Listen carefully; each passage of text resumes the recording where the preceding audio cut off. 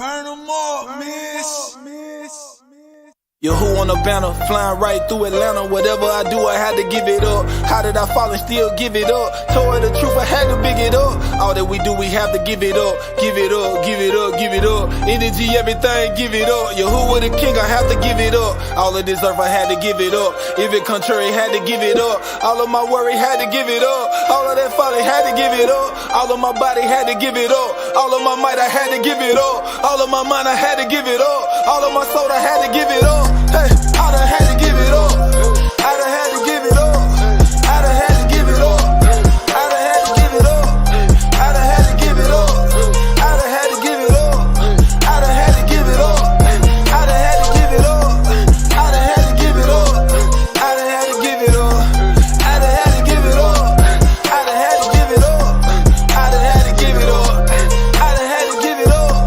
I done had to give it up. I done had to give it up. In the truck, kinda life, I done had to live it up. Came in with these broke pieces, who really fix it up? A trillion miles on these brew kicks, and the few I'm about to kick them up. A full tree with some fruit on it, that's a long way from the dust. The people calling me from right side, cause I'm always in the cut.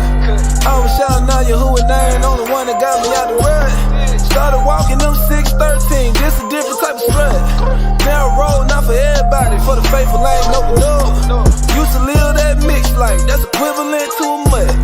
Now spirit get fresh down if the dirty door remains shut. A hard head got me burned a couple times, and I had to give it up. Until I met the set apart roof, baby, I was all out of trust. Yo, who I only one I trust. We start a wave like a brush. I'm living still, never rest. A real boss never rest. All of my body had to give it up. All of my might I had to give it up. All of my mind I had to give it up. All of my soul I had to give it up. I done had to give it up. I done had to give it up. I done had to give it up. I done had to give it up. I done had to give it up. I done had to give it up. I done had to give it up. I done had to give it up. I done had to give it up. I done had to give it up. I done had to give it up. I done had to give it up. I done had to give it up. I done had to give it up. I done had to give it up. I done had to give it up. Hey. I done had to give it up. I done had to give it up. I done had to give it up. I done had to give it up. I done had to give it up. I done had to give it up. I done had to give it up. I done had to give it up. I done had to give it up. I done had to give it up. I done had to give it up. I done had to give it up. I done had to give it up. I done had to give it up. I done had to give it up. I done had to give it up. Spiritually, while we're still. Chill. It's for my Hebrews. We ain't talking about regular niggas, I'm talking about my people. South 71 Music. This is for my blue skis. Truth don't do no move swings. We just do our blue jeans. Script or keep it moving. You are over everything. This is for my blue skis. Truth don't do no move swings. We just do our blue jeans. Script or keep it moving. You are over everything. Hey, what are you doing, my bro? Gotta stay hunting, my bro. Gotta line up with the truth. I call very confused. Had to pull up with the bruise. That's what a brother would do. Make no mistake about it. There was no way around it. Only the real around us. They bump how they feel about us. Righteous don't deal with malice. I'm a real walking power. This is for my blue skis. Truth don't do no move swings. We just do our blue jeans. Script or keep it moving. You are over everything. This is for my blue skis. Truth don't do no move swings. We just do our blue jeans. Script or keep it moving. You are over everything. Brewing with my ox, give you who every drop. Corny devil get chopped. Live it bold on these ducks, 100-fold extra plus. That's an overrunning cup. Keep it coming. Know some sisters brewing too. On them scripts and whipping stew. Virtue striving with a few. Righteous recognize righteous. I'm just lifting up the lighters like a Rastaman show.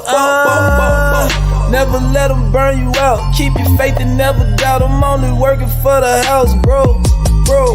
Bring my all and never lack. Never settle for the crowd. Put Jerusalem on the map. Quan. It's Yahuwah over any every. Yeah, I choose the kingdom over cemetery. I do. Straight from the law, got the itinerary. Yeah, we stay on schedule cause it's necessary. This is for my brewskis. Yeah. Truth don't do no move swings. Yeah. We just do our brew. Scripts or keep it moving. Yahuwah over everything. Check. This is for my brewskis. Yeah. Truth don't do no move swings. Yeah. We just do our brew. Scripts or keep it moving. Yahuwah over everything. Check. This is for my brewskis. Yeah. Truth don't do no move swings. Yeah. We just do our brew. Change the script or keep it moving. Yahuwah over everything. Check. This is for my brewskis. Yeah. Truth don't do no move swings. Yeah. We just do our brew. Change the script or keep it moving. Yahuwah over everything. Check.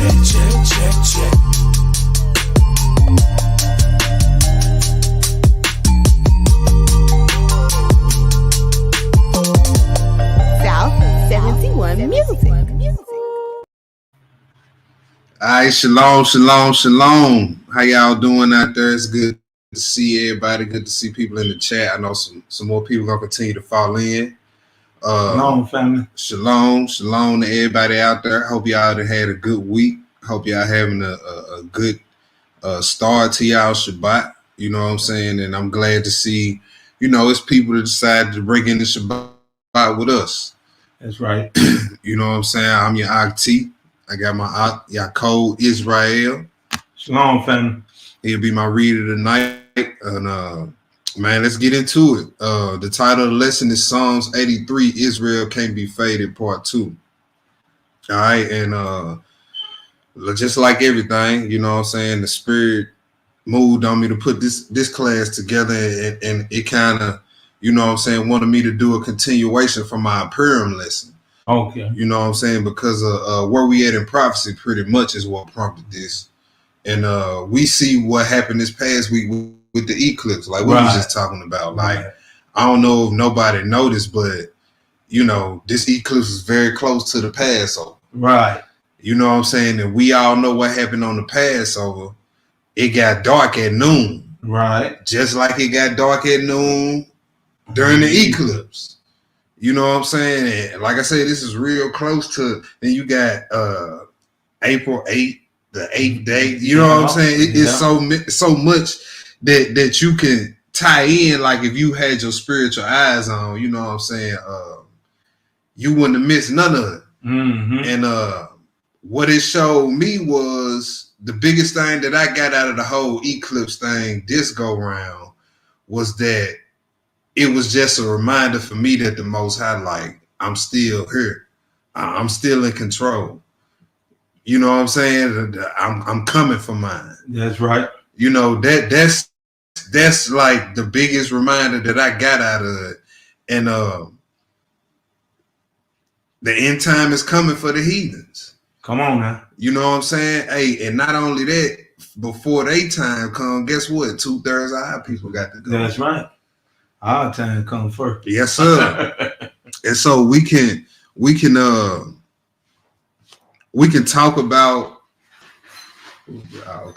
we can talk about the furthering the affliction of the Israelites all day long, y'all, but we have to take accountability for what we have done, right? That's right. And so the whole point and one of the main points I want to drill home doing this series, however many more videos I do. You good. You good. One of the main points I want to drill home was everywhere we've been scattered, the plans of our enemies has eventually been to destroy all the Israelites. That's right. Right? So don't get caught up in the hoopla in the last days of this and that and this and that. It's going to look like it's a whole bunch of conflict going on in between other countries. Mm-hmm. When you look at prophecy and history, That's the pattern of how it go in the scriptures. It's conflict between other countries, and then all of a sudden they turn all their attention to the exterminating the Israelites. Yeah. Right? So tonight we're gonna look at a huge swing in the midst by the heathens. You know what I'm saying? And also another main point I want to nail home during this series is even in our times, just like in old times, Israel has always had supernatural intervention in these moments. Okay. You know what I'm saying? So we need not to worry about nothing when a decree come down in our time, right? The Most High is going to intervene some way, some way, just like he did in Purim. Mm-hmm. You know what I'm saying? He wouldn't allow the king to go to sleep. That's it. Right? So when a decree comes in our time, which we know is coming, we know it's coming. We might not see how or what right now, but we know it's coming. It came in every generation, bro. We'd have been scattered. The decree to exterminate all Israelites has came. Right? And we need to know why we find ourselves in these positions. Why are we so susceptible to all the devices of the heathen? Well, our disobedience. Come on now. So before we get into the scriptures, I'm just gonna read a few articles just showing how, you know, a few of the ways that they did try to destroy Israel. All right, we're gonna read through a few things. Present share screen. There we go. All right, so here's one way: gentrification.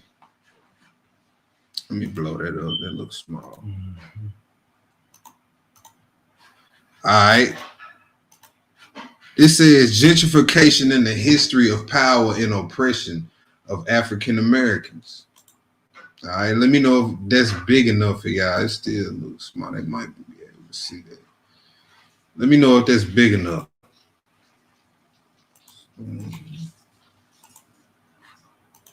All right. That should be cool. All right, that should be cool right there.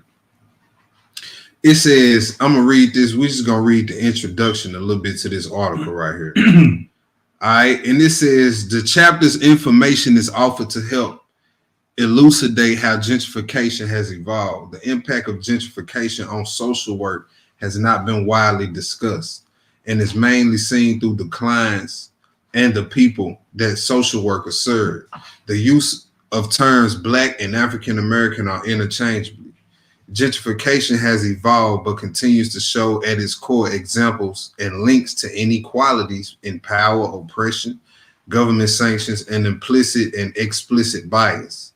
These biases have coalesced to form systematic racism that has played a role with gentrification in Washington, D.C., right? So a lot of people may say, well, we're not in whips and chains no more, right? Because the racism is more systematic now than it is like physical. Mm-hmm. You know what I'm saying? Like they get you on stuff like gentrification. They get it to where they won't even give out loans to certain neighborhoods because they claim they too poor. Right. Yeah, they'll tear down all the projects where the, you know what I'm saying, where we were barely holding on anyway, and rebuild, and whatever they rebuild is worth 10 times more than what the projects was, right? Mm-hmm. So they flood us out. Come on now. You know what I'm saying? We find ourselves in poverty. It says home ownership, financial stability, and generational wealth are important goals for most families in the United States. Oral histories of African Americans' legal records and oppressive practices against African Americans elucidate how these goals have been denied because of systematic racism in Washington, District of Columbia. The oppressive practices have compounded for many years to deter African Americans from attaining generational wealth, right? You hear a lot of that. You hear a lot of that amongst us nowadays. We need to focus on building generational wealth. Well, there's systematic racism in place to keep that from happening. Yeah. Right? It says home ownership and financial stability. The history of gentrification needs to be shared and understood by social workers and all those in helping professions. History reveals oppression and power through subtle and overt ways that include the loss and robbery of culture forced upon African Americans. Cumulatively, this oppression has denied African Americans the benefit of generational wealth in laws and policies, from the highest levels of government down to the individual in the district. The District of Columbia has historically wrestled with the challenges of congressional oversight because U.S. Congress can exercise exclusive legislation in all cases whatsoever. That's crazy. It says, so U.S. Congress can meddle in the affairs of the district. Gentrification is tied to a history of racism in Washington, D.C. To better understand how race and racism have negatively affected blacks, one must understand that race and racism are social constructs that have shaped people's lives. History reveals that the foundation of racism has evolved from slavery and its aftermath, right? So for the simple-minded Negro, it says history reveals that foundation of racism has evolved from slavery and its aftermath. So I'm not in no whips and chains. I ain't no slave, right? It didn't evolve from whips and chains. It's more systematic now. It's when you need to get a loan for that house and they deny you and give it to the white person with a credit score one more point better than yours, right? It says slavery helped economically to build this country. The benefits have been tied to laws, money, policies, and practices enacted by those in power at the federal, state, and local level since the 1700s. The continued oppression with government legal sanctions have provided privilege and benefits of generational wealth for some. These benefits have led to gentrification and the economic advancement of one group at the expense of another. As a result, in small or large part, the process of gentrification exists in many states across the United States, including DC. Black people have been and continue to be oppressed and pushed out of generational wealth and housing opportunities, like gentrification. In the history of housing ownership in the U.S., racism has been pervasive. Racism and indifference perpetrated by federal, state, and local governments created impediments for blacks. Those impediments in the 1800s included what some they call black codes that prohibited blacks from owning and operating many businesses, including eating establishments and taverns. One sanctioned trade involved driving horse-drawn carts or carriages. Black codes and laws existed in many states in the U.S. between 1830 and 1865. The black laws of the North and the black codes of the South were laws designed to enforce slavery and prevent whites, mulattoes, free slaves, etc. from interfering with slavery, including recapturing runaway slaves regardless of abolitionist beliefs. The laws included fines and imprisonments for those that interfered with slavery. To illustrate how the black laws impacted blacks, free and indentured slaves considered the following example. In Washington, D.C. and the southern states of the Mason-Dixon line in 1835, the black codes were in fact criminal and civil laws governing both slave and free African Americans. At that time, there was a curfew whereby a free black person had to be home by 10 p.m. If the police caught them after, a white person had to post a bond of $500 guaranteeing the good behavior of the black male or female. Black codes were copied or inherited from Maryland and Virginia. Gentrification directly and indirectly benefited whites because blacks labored enhanced whites' economic position. Whites in turn were able to pass on their advantage of wealth through generational wealth and the benefits of inheritance to their offspring. Over time, cheap black labor further enhanced white family wealth by consolidating and accumulating white assets and future opportunities. So that's one.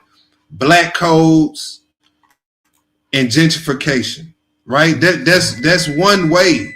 That's just one way they oppress us. Right. Right? Let's go look at something else. share my screen again.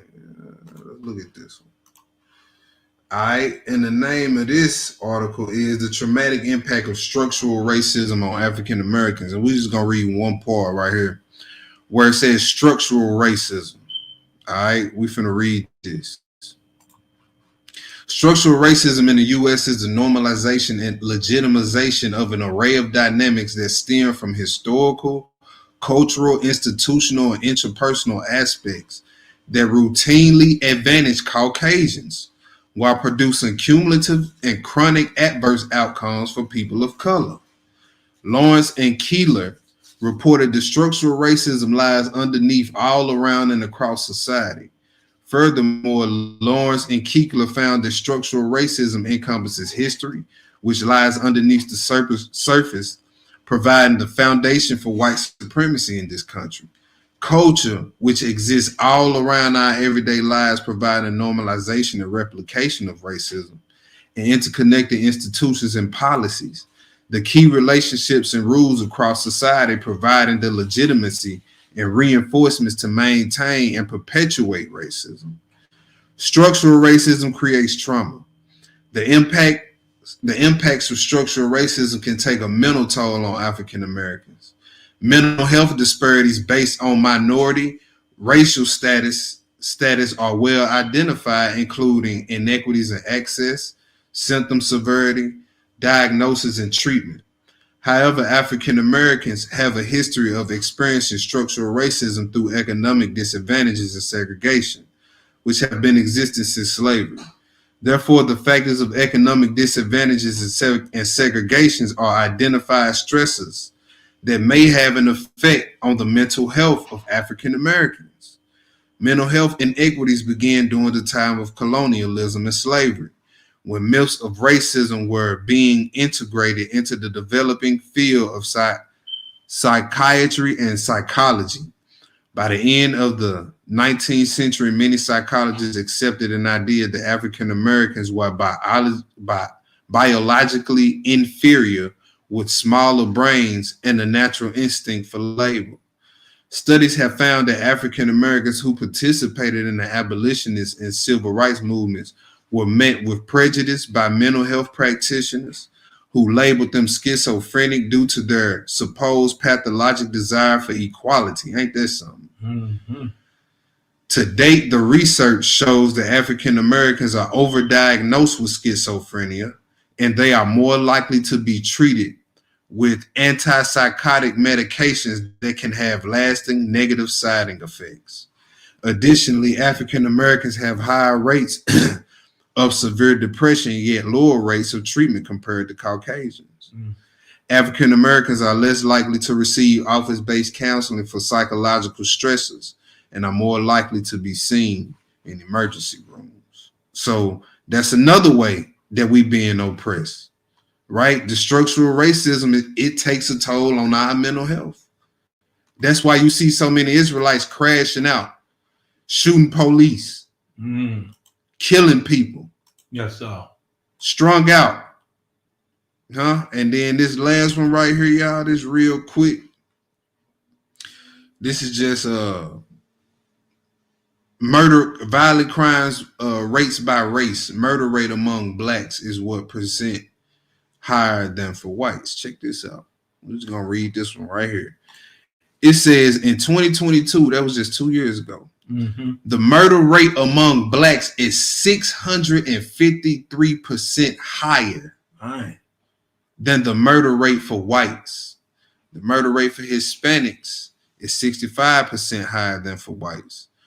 Nor are those numbers that much of an outlier. From 1990 through 2002, the black murder rate averaged 569% higher than whites, and the number for Hispanics was 57%. So the conditions that, you know what I'm saying, we are put in causes us to act certain ways, right? But hey, the best ability, Hebrew, is accountability. That's it. Right? So let's see why we in these situations. Let's go to Leviticus 26.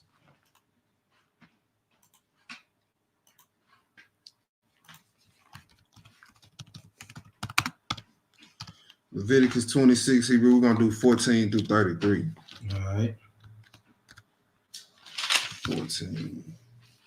All right, when you get there, Hebrew, go ahead. All right. But if ye will not hearken unto me, Mhm. and when I do all these commandments, if you shall despise my statutes, or if your soul avoid my judgment, so that ye will not do all my commandments, but that ye break my covenant, I also will do this unto you. I will even appoint over you terror, consumption, and the burning You. ague Mm-hmm. that shall consume the eyes and cause sorrow of heart. And cause sorrow of heart, y'all. That's depression. Yeah. That they go to mental health right there. So the Most High let you know, if you break my commandments and don't keep my covenant, your mental health will be affected.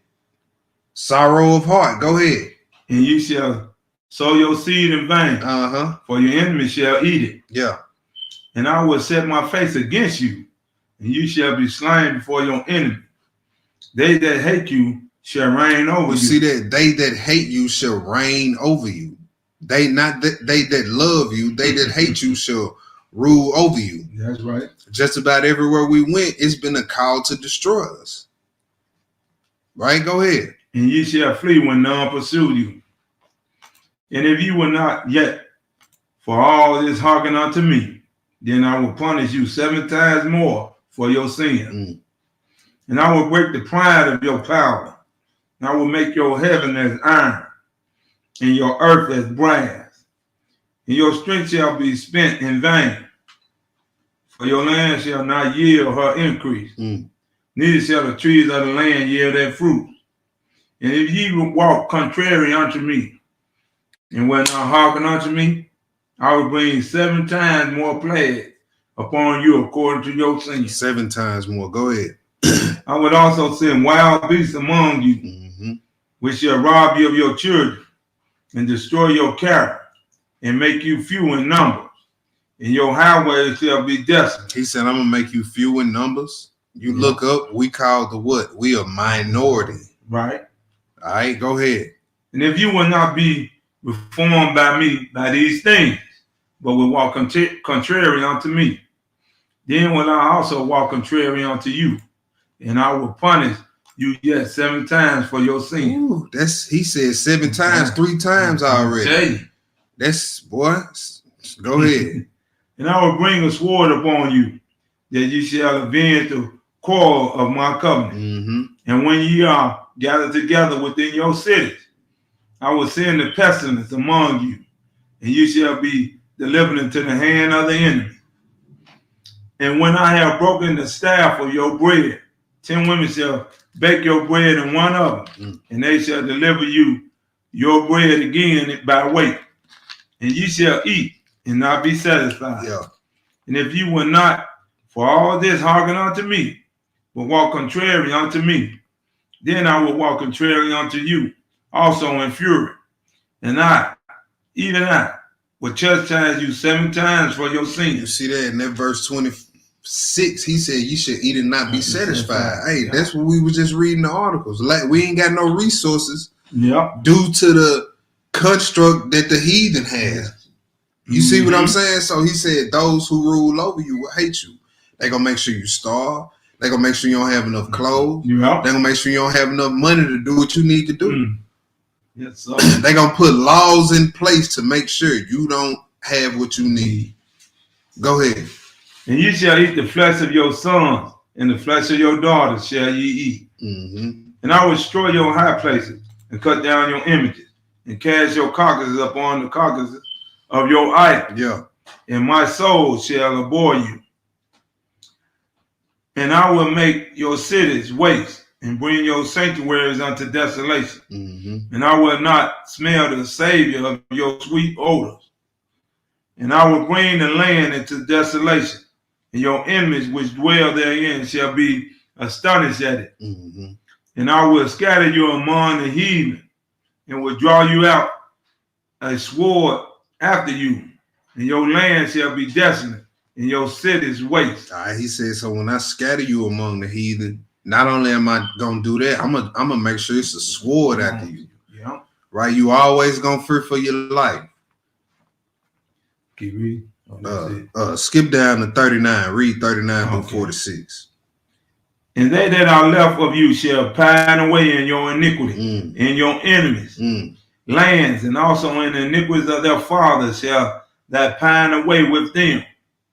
If they shall confess their iniquities and the iniquities of their fathers with their trespasses which they trespass against me, and that they have walked contrary unto me, and that I also have walked contrary unto them, and have brought them into the land of their enemies.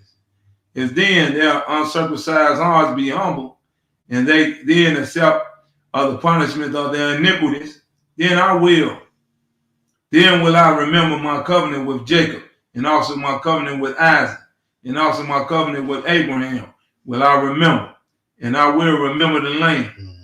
The land also shall be left of them, and shall enjoy her Sabbath, while she lies desolate with them. And they shall accept of the punishment of their iniquities, because they despise my judgments, and because their souls abhor my statutes. And yet, for all that, when they be in the land of their enemies, I will not cast them away. That's right. Neither will I abhor them, to destroy them utterly, and to speak my covenant with them. For I am the Lord their God. And that's why we see times throughout our history when there's been plans to wipe us out, the Most High didn't let it happen. Right? It's like the heathen saying, look, we gonna do your dirty work for you, Most High. And Most High like, nah, I got something for 2/3 of my people that ain't gonna listen. Y'all ain't finna help me out with nothing. Y'all finna wipe who out? Yes, sir. You know what I'm saying? So, hey, the decree gonna come in our time. That's right. It's gonna come in our time. Hey, but it's enough Israelites that's keeping the laws for the Most High to not utterly destroy Israel. That's right. Right? Keep going, Hebrew. Go down to 46. Okay. Yeah. But I will, for their sakes, remember the covenant of their ancestors, whom I brought forth out of the land of Egypt, in the sight of the heathen, that I might be their God. I am the Lord. These are the statutes and judgments and laws which the Lord made between him and the children of Israel in Mount Sinai by the hands of Moses. All right, let's go to Jeremiah 6. Okay. 8 through 23. Okay.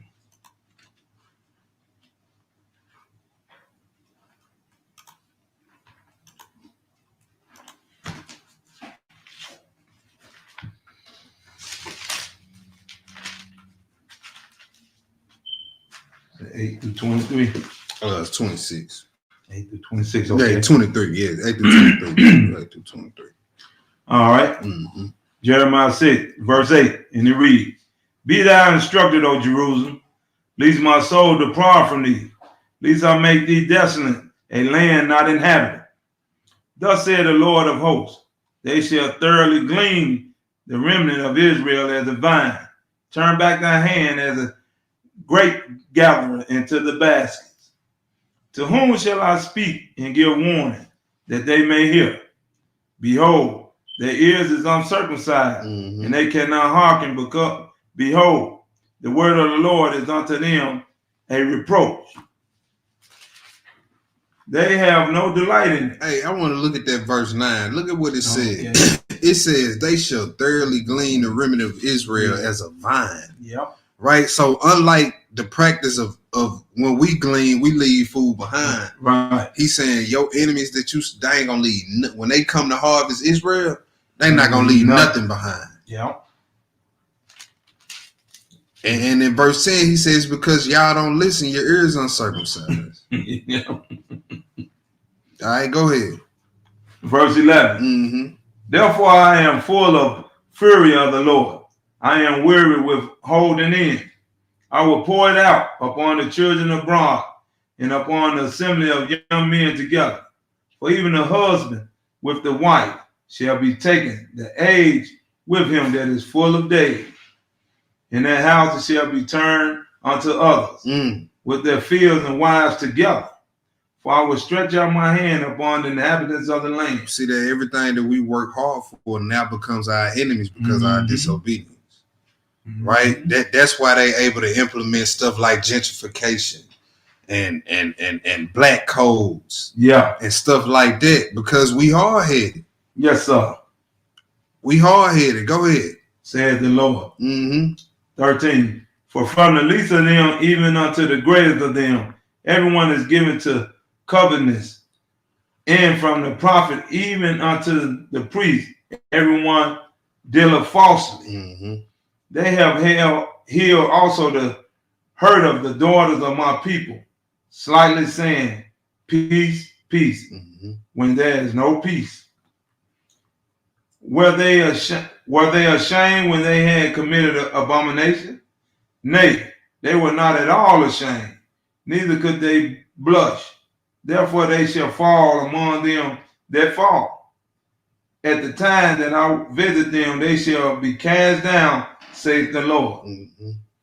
Thus saith the Lord, stand ye in the ways and see, and ask for the old path, where is the good way, and walk therein, and ye shall find rest for your souls. But they said, we will not walk therein. Right, because we hear our people say this today. That's that old Bible. That's that old way, the old fashioned way. We don't do stuff like that no more. Yeah, they got the double mind. Yeah. Mm-hmm. Yep. We hear our people say that today. Go ahead, bro. Yep. Also, I set a watchman over you, saying, hearken to the sound of the trumpet. But they said, we will not hearken. Therefore hear, ye nations, and know, O congregation, what is among them. Hear, O earth, behold, I will bring evil upon this people, even the fruit of their thoughts, because they have not hearkened unto my word, nor to my law, but rejected it. To what purpose cometh there to me incense from Sheba, and the sweet cane from a far country? Your burnt offerings are not acceptable, nor your sacrifice sweet unto me. Therefore, thus saith the Lord, behold, I will lay stumbling blocks before this people, and fathers and the sons together shall fall upon them. The neighbors and his friends shall perish. See, nobody left out. Old people. Yeah. We see old people. We see death happening to old people. Yep. Young men, young babies getting shot by straight bullets. Mm-hmm. You know what I'm saying? Go ahead. Verse 22. Yeah. Thus saith the Lord, behold, a people come from the north country, and a great nation shall rise from the sides of the earth. What they gonna do? They coming to play with us, pat us on the back, Hebrew? No, sir. They coming to give us back rubs and make sure we get, our mental health checked on, and make sure what they gonna be doing. They shall lay hold of bows and spears. They are cruel and have no mercy. No mercy. Their voices roar like the sea, and they ride up on horses, set in array as men for war against thee. All right, let's keep. O daughter of Zion. Yeah. All right, let's go to the next spot. Lamentations, chapter 1. Lamentations, chapter 1. Okay. Pick it up at verse 10. Uh-oh.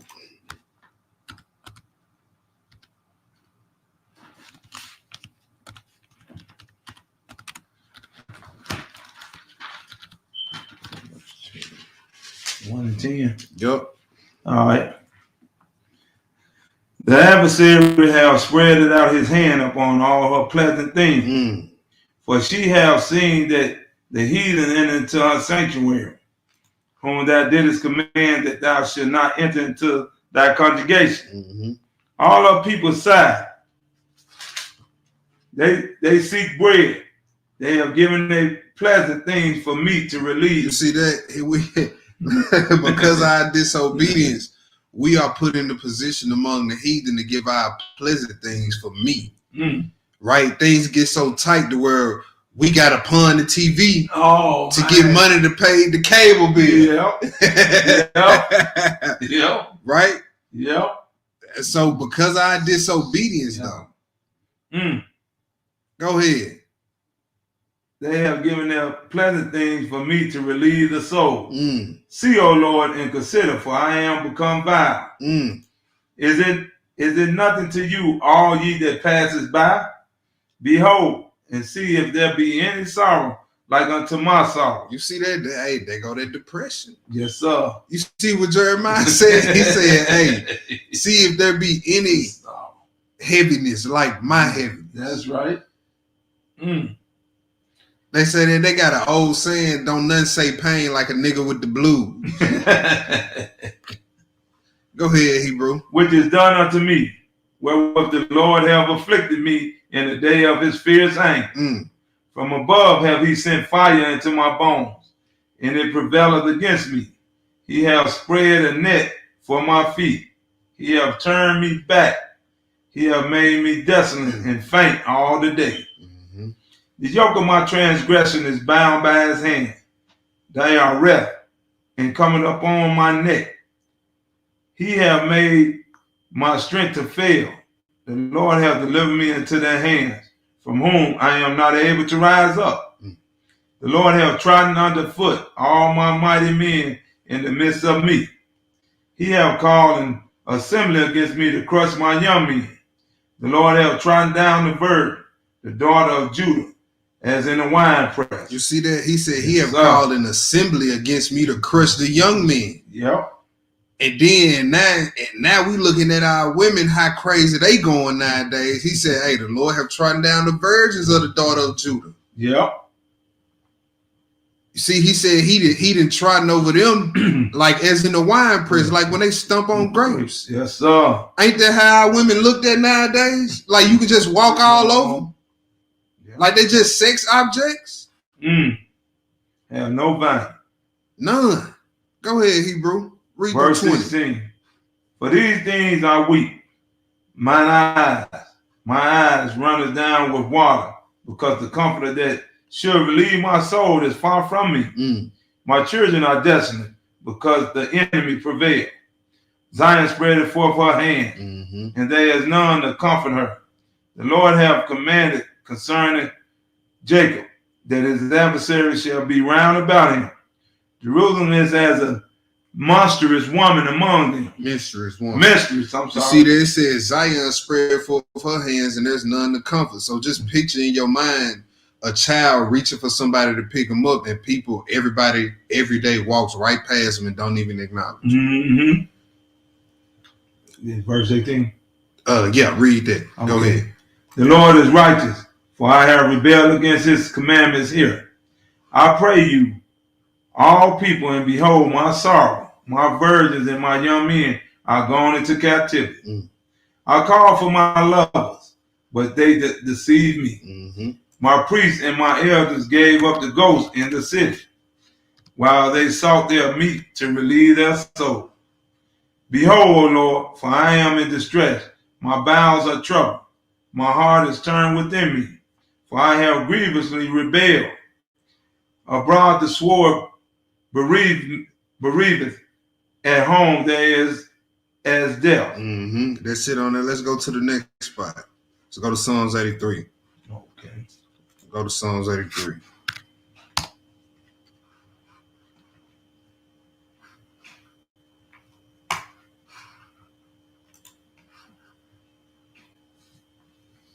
Go to Psalms 83, Hebrew. We got, we're going to go to Jasher 65. After this, then we're going to get into the story. Okay. Psalms 83. 1 through 5. Okay. Psalms 83, verse 1. Keep not thou silence, O Yah. Hold not that peace, and be not still, O Yah. For lo, thy enemies make a tumult, and they that hate thee have lifted up thy head. You see that? So he says, for thine enemies, your enemies, right? If we was to go to Psalms 2, it would say the kings of the earth, you know what I'm saying? They conspire against the Most High and his anointed one. Right? So if you hate his people, then you hate him. That's right. So if you are enemy, you his enemy. All right. It says they make a tumult, and they that hate you have lifted up the head as if they're victorious. Right. That's how the heathen is going about their business today, as if, you know, they up 100-0. That's right. They might be right now. Right. So that's what we seeing. We seeing the heathen they lifted up the head, so they hate the Most High. All right, go ahead.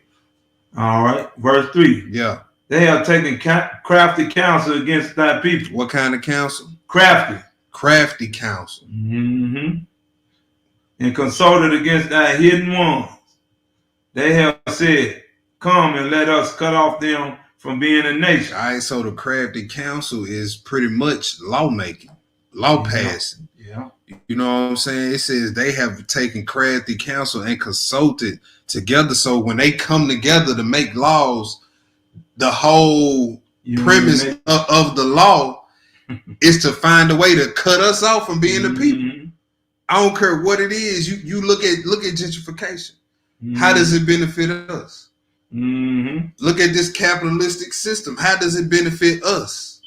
You look at entrepreneurship in the United States of America. Does it benefit blacks? No.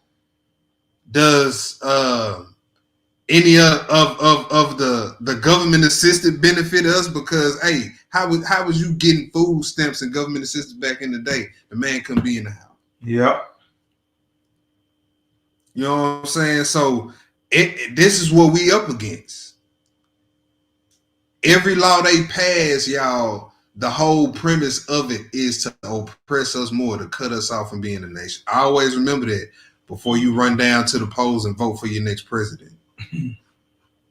All right, go ahead. Verse 4. They have said, come and let us cut them off from being a nation, that the name of Israel may be no more in remembrance. For they have consulted together with one consent.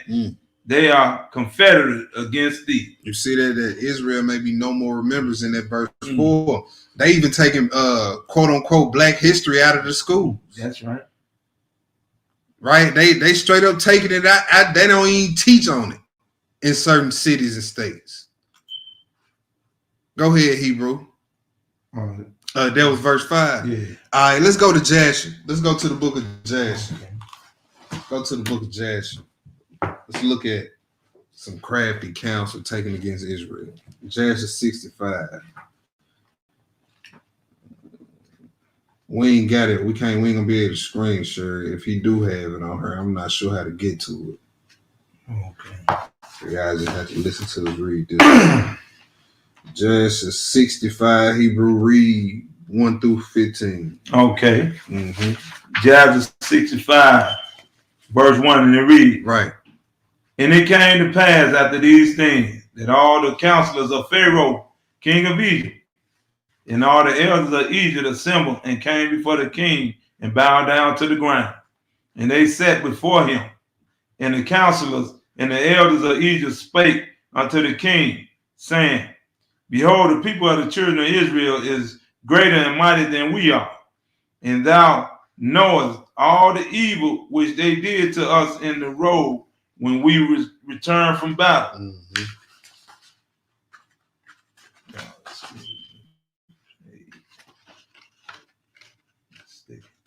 Right, sticking together. All right. Verse 4. And I have seen their strong power, for this power is unto them from their father. For but a few men stood up against a people numerous as the sand, and smote them at the edge of the sword. And of themselves not one has fallen, so that if they had been numerous, they would then have utterly destroyed them. Now therefore give us counsel what to do with them, until we gradually destroy them from amongst us, lest they become too numerous for us in the land. Right. So whether the decree be a immediate destruction or a slow, gradual process, that's what we're looking at with systematic racism. Yeah. It's a gradual process to slowly destroy us, or to get us to destroy ourselves until there's no more of us left. But what they not understanding is that the covenant that we gonna be as the sands of the sea has already been made. That's right. You can't wipe us out. That's right. Matter of fact, they call us the minority, but it's funny because with all the attempts to destroy us since Egypt, we still here. Yeah, you're right. You sure right. You know what I'm saying? So they've been trying since Egypt. Sure have. Been trying since Egypt. Go ahead, Hebrew. And we Verse still 6. here. Yep. For if the children of Israel should increase in the land, they will become as an obstacle to us. And if any war should happen to take place, they with their great strength will join our enemies against us and fight against us, destroy us from the land and go away from it. Mm-hmm. So the king answered the elders of Egypt and said unto them, this is the plan advised against Israel, from which we will not depart. Behold, in the land are Pithom and Ramses, cities unfortified against battle. It behooves you in us to build them and to fortify them. Now therefore go ye also and act cunningly toward them, and proclaim a voice in Egypt and in Goshen, and command the king, saying, all you men of Egypt, Goshen, Pathros, and all their inhabitants, the king has commanded us to build Pithom and Ramses, and to fortify them for battle. Who amongst you of all Egypt, of the children of Israel, and of the inhabitants of the cities, are willing to build us with us, shall each have his wages given to him daily at the king's order. So go you first and do cunningly, and gather yourselves and come to Pithom and Ramses to build. You see that? So, hey, they telling the Israelites, hey, y'all help us come build these cities. We pay y'all daily. Yeah. Oh, man, you know us, man. That sound good, man. Yep. They go down now. Yeah. Yep. Go ahead, Hebrew. Verse 11. Yeah.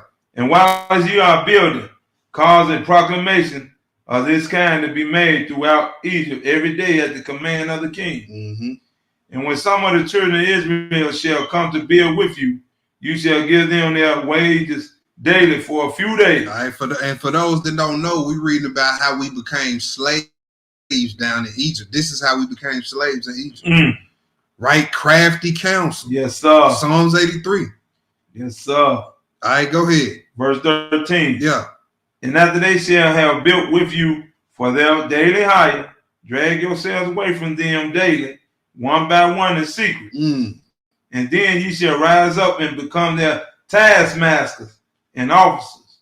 And ye shall lead them afterward to build without wages. And should they refuse, then force them with all your might to build. You see that? So they promised to be out there with the Israelites building at first. And then you look up one by secret, they removing themselves from building. And then they stop paying the Israelites. Then they stop paying the Israelites. Right? But hey, but guess what though? All this happened through what? Some sort of legislative meeting. Yeah. You know what I'm saying? With all the politicians hovered around and talking. But it wasn't no Israelite in that meeting. Right. Hey, when we get into the store, we go, hey, you know, hey, the story that we getting into tonight, boy, it's a whole lot of plot to it. A whole lot of plot to it. Yes, all right. So, hey, crafty counsel, Psalms 83. Yes, sir. Go ahead. Verse 14. Yeah. And if you do this, it will be well with us to strengthen our land against the children of Israel. For on our account of the fatigue of the building and the work, the children of Israel will decrease, because you will deprive them from their wives day by day. All right. And, hey, so look, that's another. They got it set up. That's another plot of this heathen, right? That's how it got us. That's how they got us today. Working 12 plus hours at a job, 7 days a week. You making good money, but hey, can you spend it? Because you too tired. So hey, the same system is in place today. Same system in place today, Hebrew. Now let's get into the story. We're finna go to third Maccabees, y'all. Okay. That's in the Pseudepigrapha for Volume 2. Page Let me find page. 517. Page 517. That's where it starts. All right, cool. Let's go to third. We're gonna read this whole book of Third Maccabees. Okay. Right, and this takes place under Antiochus the third. Epiphanes was the fourth, so this was right before Epiphanes took over. Right, and chapter 1 kind of goes into a lot of what Daniel the 11th chapter is about. Uh-huh. But it just touch on it a little bit right here in this chapter 1, and we're gonna read it. So Hebrew, when you get it, without further ado, Hebrew, let's get into our story. Okay. The third book of the Maccabees. Chapter 1. Yeah, you can get that page number. Page 517. Yep. Chapter 1. Mm-hmm. From people returning from the Philopater, received the news of Antiochus' capture of the places which had been under his control. Mm-hmm. He then put out an order to all his infantry and cavalry forces and moved on, taking his sister, what's her name? Arisino along with him to the territory around Rapha. All right, so you can actually look up this battle on the internet. It's called the Battle of Gaza. It's one of the largest battles of the ancient world. It's one of the biggest battles of the ancient world. All right, go ahead, Hebrew. Where Antiochus' army was camped, but a certain Theodotus Mm-hmm. decided to carry out a scheme he had in mind.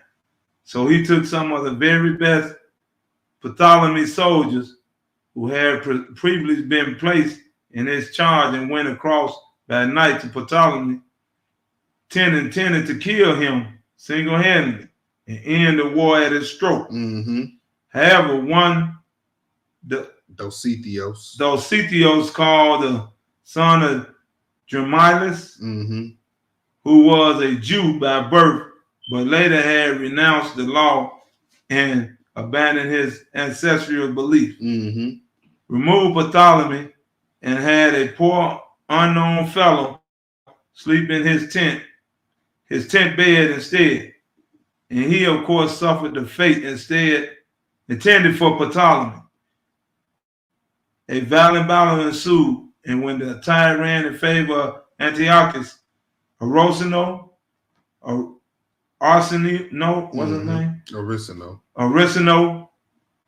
traversed the ranks and wailing in tears with her braided hair hanging loose, begged them to take courage and rally not just for their own sake, but for the sake of their wives, children.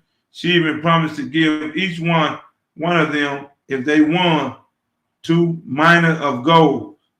The outcome was that the enemy was destroyed in the combat, and many also were taken prisoner. All right, keep reading, Hebrew. With the plot against the Throth, Ptolemy now decided to visit with the neighboring cities and offer them encouragement. Mm-hmm. When he had done this and distribute gifts to their shrines, he made his subjects feel secure.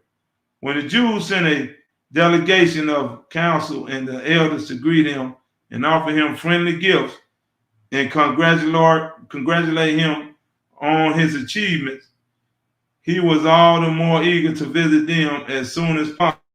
Right, so we being hospitable to the heathen. Yeah. You know what I'm saying? Yeah, send him some gifts over there. He out good. Yeah. You know what I'm saying? Okay, go ahead. So he came to Jerusalem. When he sacrificed to God the greatest and put up a thank offering, observing to some extent the properties of the place. When he entered the sacred place, he was struck by its immaculate and dignified appearance and marveled at the orderliness of the temple. Mm-hmm. Asked himself thoughtfully whether he should go into the sanctuary. They told him that this was quite improper, since not even the Jewish people themselves was allowed in nor indeed any and every priest, but chief of all, and only once a year.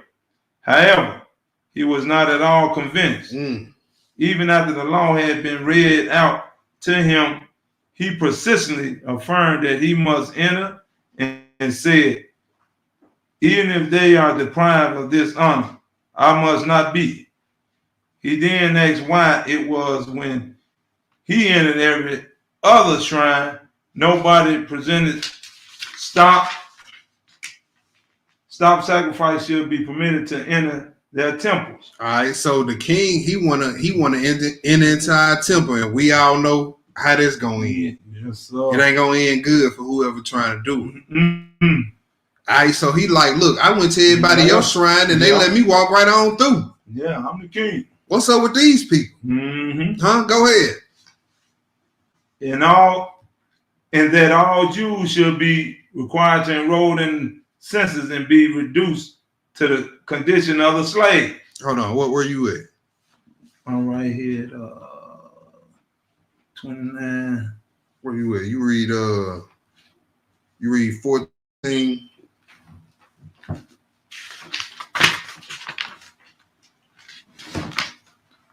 Yep, I see it. I see the page. My bad. Oh, you good, bro. We at verse 14, y'all. All right. I'm sorry about that. You good. Okay. All too hastily, somebody said that it was wrong to speak of this as if it were a marvel. Mm-hmm. Even so, he said, why should I not enter into my case, whether they want me to or not? Then the priests and all their vestments prostrated themselves and entreated Almighty God to help them in their present difficulty and make their assailant change his mind. And they filled the temple with their loud cries and tears. Keep going. The people who were left in the city hurried out in disarray, reckoning that something mysterious was going on. Even the young women who had been confined to their chambers rushed out with their mothers. Mm-hmm. And they took dust and covered their heads with it and filled the streets with cries of grief and moans. Those recently married left the chambers where the marriage bed had been prepared in, heedless of the modesty appropriate to their station. Boy, it said this was so urgent, boy. People that was getting ready to consummate. They was down to the consummation part, getting bucket naked. Getting up. Ran out in the streets with sheets and pillows, covering secret parts, trying to see what's going on. Yes, sir. This how urgent it was. If you was in the middle of getting ready to consummate your marriage, you was out there in them streets with a bed sheet wrapped around you that day. It's urgent. Go ahead. Ran about in disorder in the city. The mothers and the nurses in charge of the younger children left them here and there, in the houses or in the streets, and abandoning all caution, thrown to the most glorious temple. Many and varied were the prayers of those who gathered there because of the king's sacrilegious design. At the same time, the boldest spirits among the citizens would not endure the pressure he was exerting to gain his own ends or his determination to carry through his project. And sounding a call to take up arms with all the haste. You see that? hey, say what you want about the radical brews, the pistol toting brews. Hey, but he said, it was a group of brews praying. Yes, he said, but it was bold spirits. Hey, they like, man, let's go. Let's get him, man. Yes, sir. What's wrong with y'all? What's wrong with him? We finna take up arms. Yes, sir. The elders talked him down. Hey, you need this sometime. They probably was outnumbered at the time. The elders was like, look, this ain't a good time for an uprising right now. Yep. All right, go ahead. And sounding a call to take up arms with all the haste and to die bravely for the law of their father. They caused a great disturbance in the place. Only with difficulty were they dissuaded by the elders. You see that them boulder spirits caused some. It was some furniture moving around there. So, Man, Israel just wasn't no people that just gonna pray and let you do whatever. No. It's some bold spirits among Israel that's gonna take up arms. yes, sir. That's what we just read. Go ahead, bro. And they then joined them in the posture of prayer. Meanwhile, the multitude went on with their prayers as previously. But the elders close to the king tried in many ways to divert his mind from the scheme he had so arrogantly conceived. Mm-hmm. With great boldness and dismissed every plea, however, and bent on achieving his declared purpose, was already moving forward. When those around him saw what was happening, they joined our own people in calling on him who is all powerful to help them in their present extremities and not overlook this insolent act of lawlessness. Mm-hmm. The combined shout of the crowd, ceaseless and vehemently, caused an indescribable uproar. It seemed as if not only the people, but the very walls and the whole pavement cried out. So much at the moment did they all prefer death to the profanation of the temple. All right, go ahead. Chapter 2. We're in chapter 2. Okay. The high priest Simon kneeled in homage in front of the sanctuary and holding out his hands with due reverence, he prayed, Lord, Lord, King of heaven, ruler of all creation, holy among the holy one, sovereign, conqueror of all, pay heed to us who are sorely vexed by a wicked and corrupt man, reckless in his effrontery and might. For you who created all things and govern the whole world are a just ruler and condemn all who act insolently and arrogantly. You destroyed men from their wicked deeds in the past. Among them, giants relying on their own strength and self-confidence, upon whom you brought an immeasurable flood of waters. When inhabitants of Sodom act insolently and became notorious for their crimes, you burned them up with fire and brimstone and made them an example to later generations. You tested the proud Pharaoh who enslaved your holy people Israel with many different punishments and made known to him your mighty power. When he pursued with chariots a great host of people, you overwhelmed him in the depths of the sea and brought safely through those believed on you, the ruler of all creation. Right? Hey, and when we crying out to the Most High, you know, he don't have to remind the Most High what he did. The Most High know. That's but right. if you look at most of our forefathers' prayers, that's something that they did during their prayer. Mm-hmm. It's almost like you building the spirit up. You building steam up in the spirit by doing that. Then you make your request. You know what I'm saying? You acknowledge the power of the Most High, then you make your request. That's how all our forefathers prayed. Mm-hmm. You know what I'm saying? They acknowledged the power of the Most High, then they made their request. Right? Go ahead, Hebrew. When they saw the works of your hands, they praised you, conqueror of all. You, King, when you created the boundless and measureless earth, chose this city and sanctified this temple for your name. Though you lack nothing at all, and you glorified it by splendid manifestations, and established it to the glory of your great and honorable name. And in your love for the house of Israel, you promised that if ever we should turn away or distress overtake us, and we come to this holy place to pray, you will hear our prayers, and you are surely faithful and true to your word. Seeing that often when our forefathers were afflicted, you helped them in their humiliation and rescued them from great ills. So look now, Holy King, when we are oppressed and subject to our enemies on account of our many serious sins and are weak and are resourceless. In our calamity, this arrogant and corrupt man sets out to violate the holy place which is dedicated on earth to the name of your glory.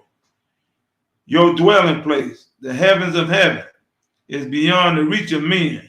But since you sanctified this holy place because you took pleasure in your glory among your people Israel, do not punish us by uncleanness of these men, nor censor us by the corruption, lest the lawless ones boast in their wrath or exalt in their insolence or their tongue, saying, we have trodden down the house of the sanctuary of the house of the abominations are trodden down.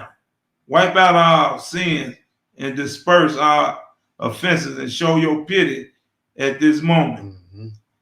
Let your mercy speedily overtake us, and let praises fill the mouths of those who are fallen and crushed in their soul, and grant us peace. 21.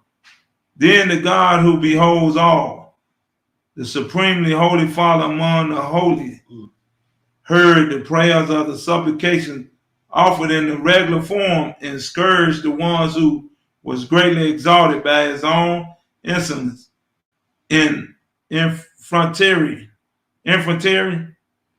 tossing him to and fro like a reed on the wind until he fell impotent to the ground, with his limbs paralyzed and unable to speak. Boy, the Most High started throwing that boy around them, bouncing him off them walls in that temple, and smoked the heathen with paralysis. Paralyzed. Yes, sir. Paralyzed, right? Hey, it seems like that's the way to pray. We learning something on the way to learning something. Hey, remind the Most High his power, even though we know he don't need to be. Yeah. And then put your request out there. We saw how this guy answers. Oh no. Real quick. Go ahead. Completely overpowered by a righteous judgment. Ooh. When his friends and members of his bodyguard saw how severe was the chastisement that overtook him, they were afraid he might die. And smitten with extreme alarm, they pulled him out. However, punishment though he had been, when he recovered shortly after, he was by no means contrite, but went away with bitter threats. See that? He wasn't repenting. He wasn't repenting. Nope. Boy, it must have been like, to everybody looking at it, it just looked like he convulsing real bad. No, he was vexed. What's wrong with dude? And it must have been violent because his bodyguard thought he was almost dead. Yep. Slammed himself across the blam. Boom. Boy. Ooh-wee. Go ahead. Thereafter, on his arrival in Egypt, he became even more extravagant in his wickedness. In his wickedness through his aforementioned boon companions and friends, complete strangers to everything that was just. And not only was he not satisfied with his innumerable excesses, he even reached such a pitch of arrogance as to concoct slanderous reports in these regions. Many of his friends watched the king's procedure intently, and themselves fell in line with his wishes. His aim was to bring disgrace upon the nation publicly. Psalms 83. There it is again. Boy. Under the Ptolemy. Psalms 83. Egypt, Psalms 83. Greek, Psalms 83. Babylon, Psalms 83. Rome, Psalms 83. America, Psalms 83. Wage man. Go ahead. According, he had According, he erected a pillar on the tower at the palace, and inscribed on it that none of these who did not sacrifice shall be permitted to enter in their temples, Mm-hmm. and that all the Jews should be required to enroll in the census. They should be what? Required to enroll in the census. Here come the legislation. Mm. Here come the legislation to oppress Israelites. Right? Go ahead, Hebrew. And be reduced to the conditions of slavery. Oh man. So now you got to enroll in the census, and now as a citizen, you reduced to a slave, which means lower pay, food, gonna be less, gonna be crappy. Mm-hmm. You're gonna get the scraps. Mm. All because you tried to go in our temple and got jacked up. Go ahead. No way. Go ahead. But look, Israel can't be faded. That's why that's the name of the class. Yep. Right now, look, that wasn't nothing what the Most High did. The Most High gonna intervene a few more times with this heathen. All right, go ahead. And that any who spake against it shall be taken by force and put to death. Yeah. That those who were enrolled shall be branded by fire on their bodies with an ivy leaf, the emblem of Dionysus. Right. So he said all those who don't want to accept being a slave, he said they get branded. Mm. You get a mark, huh? Yeah. He said they get branded with an ivy leaf, the emblem of Dionysus. That's the mark of that nation. Mm-hmm. So if this was back in the day, America, it'd probably be an eagle or something. Yeah. It'd probably be an eagle or an emblem of the flag. Yeah. Or something like that. Those was the sellouts right there. Yeah. During the Great Tribulation, these were those who take them off. Yeah. So you had sellouts who, you know what I'm saying, they go get branded. What they remind you of Greek life? Yeah. Greek life, you know what I'm saying? They get branded. All right, go ahead. It should be registered according to their former restriction status, but so as not to appear to be an enemy to them. All he added. But if any of them prefer to join those who are initiated in the mysteries, they will be on the same footing as the citizens of Alexandria.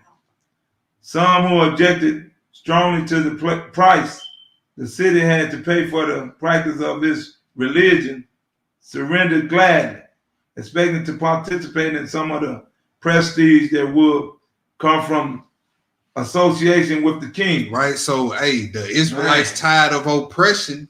Hey, man, let me go and get sealed. Let me go and get down with the king. I'm tired of this. Man. I got to pay to practice my religion. I'm tired of this, man. So they sell out. You know what I'm saying? Them the rules that had lost patience. Go ahead. But most resistant in gallantry of spirit and did not abandon their religious practice, but they gave their money as a ransom for their life and fiercely sought to save themselves from their enrollment. You see that? He said, but hey, some of the brews, they just kept on paying the fee and just hoping that, hey, the Most High would deliver them from that. Man, y'all stupid. Y'all still paying that money. You can keep the laws for free. I don't know why. Well, why you still ain't keep? Why you branded now then? I know that's right. Why you branded now then? Niggas still paying to keep the law. And you smell like burnt flesh. This is on your body. Right. Go ahead.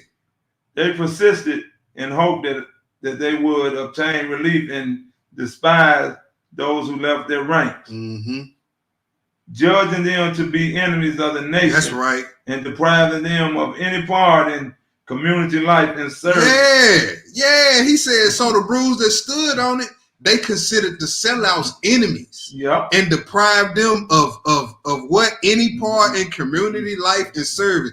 It's a no-fly zone. You can't come to no feast days. No. You can't come to Shabbat class. You can't come through here doing nothing on brew time, or you getting hands and feet put on you. They wasn't playing that. Sure wasn't. Them same, I bet there was them same brews that were ready to pick up arms and kill their king. Probably so. Can't we? Right? The sellouts, no.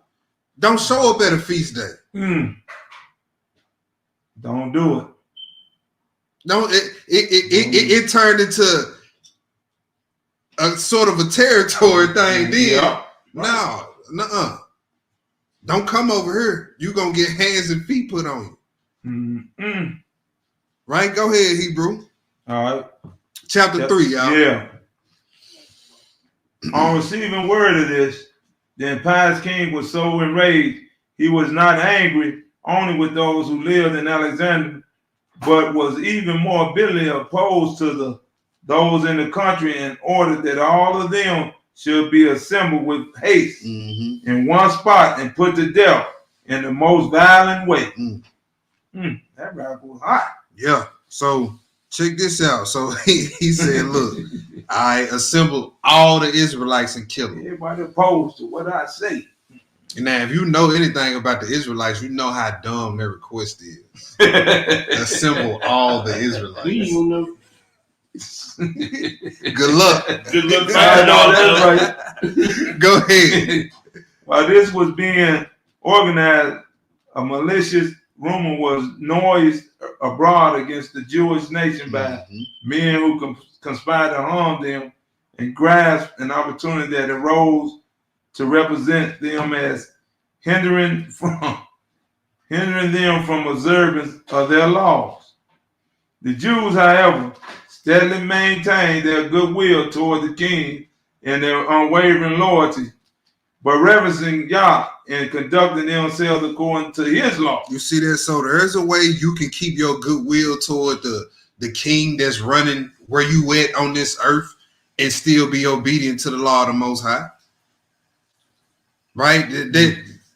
All that follow the laws of the land don't mean follow this heathen in everything that he do. That's right. You follow the laws of the land until it interfere with you keeping the laws of the Most High.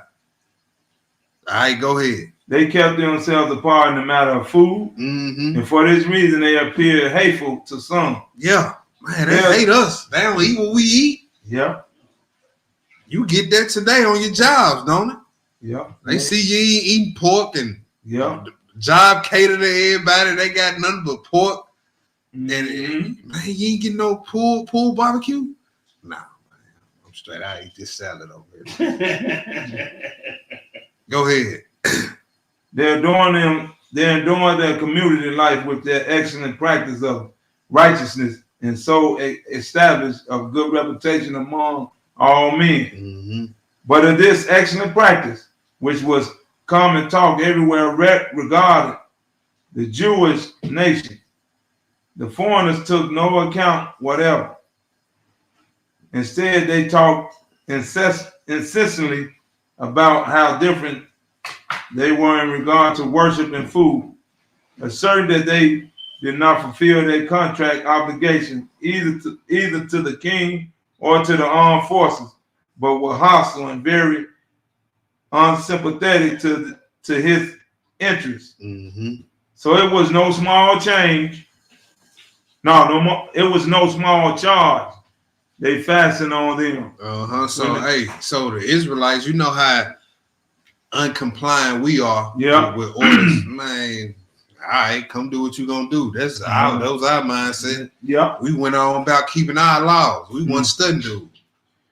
All right. Go ahead, Hebrew. Okay. When the Greeks in the city, who were in no way wronged by them, noticed the unexpected tumult around these people and the unforeseen concourse taking place, they were unable to help, for they lived under a tyranny, but they did not give them encouragement and felt sorry for them. And they assumed that all things would change for the better. Surely a community so large that had done no wrong could not be left in such a fate.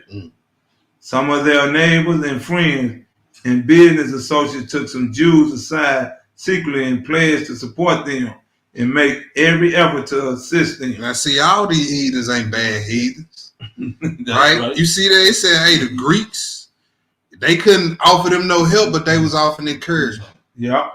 You know what I'm saying? Then some of the upper class business associates that they knew, they would, hey, whenever they could hire some Israelites, they'd hire them. They'd help them whenever they could. All right, go ahead, Hebrew. Verse 11. The king, priding himself on his present prosperity and with no regard for the power of the Almighty Yah, and supposing that he could persist forever with the same scheme, wrote the following letter against the Jews. King Ptolemy, Philopator, I should have said Philip Hater, to his generals in Egypt and elsewhere, greeting in good health. I myself am in good health and our affairs is prospering. Our expedition in Asia, of which you yourselves are aware, having been brought as we expected to its successful conclusion with the deliberate help of the gods. We thought we would foster the inhabitants of Cold Syria,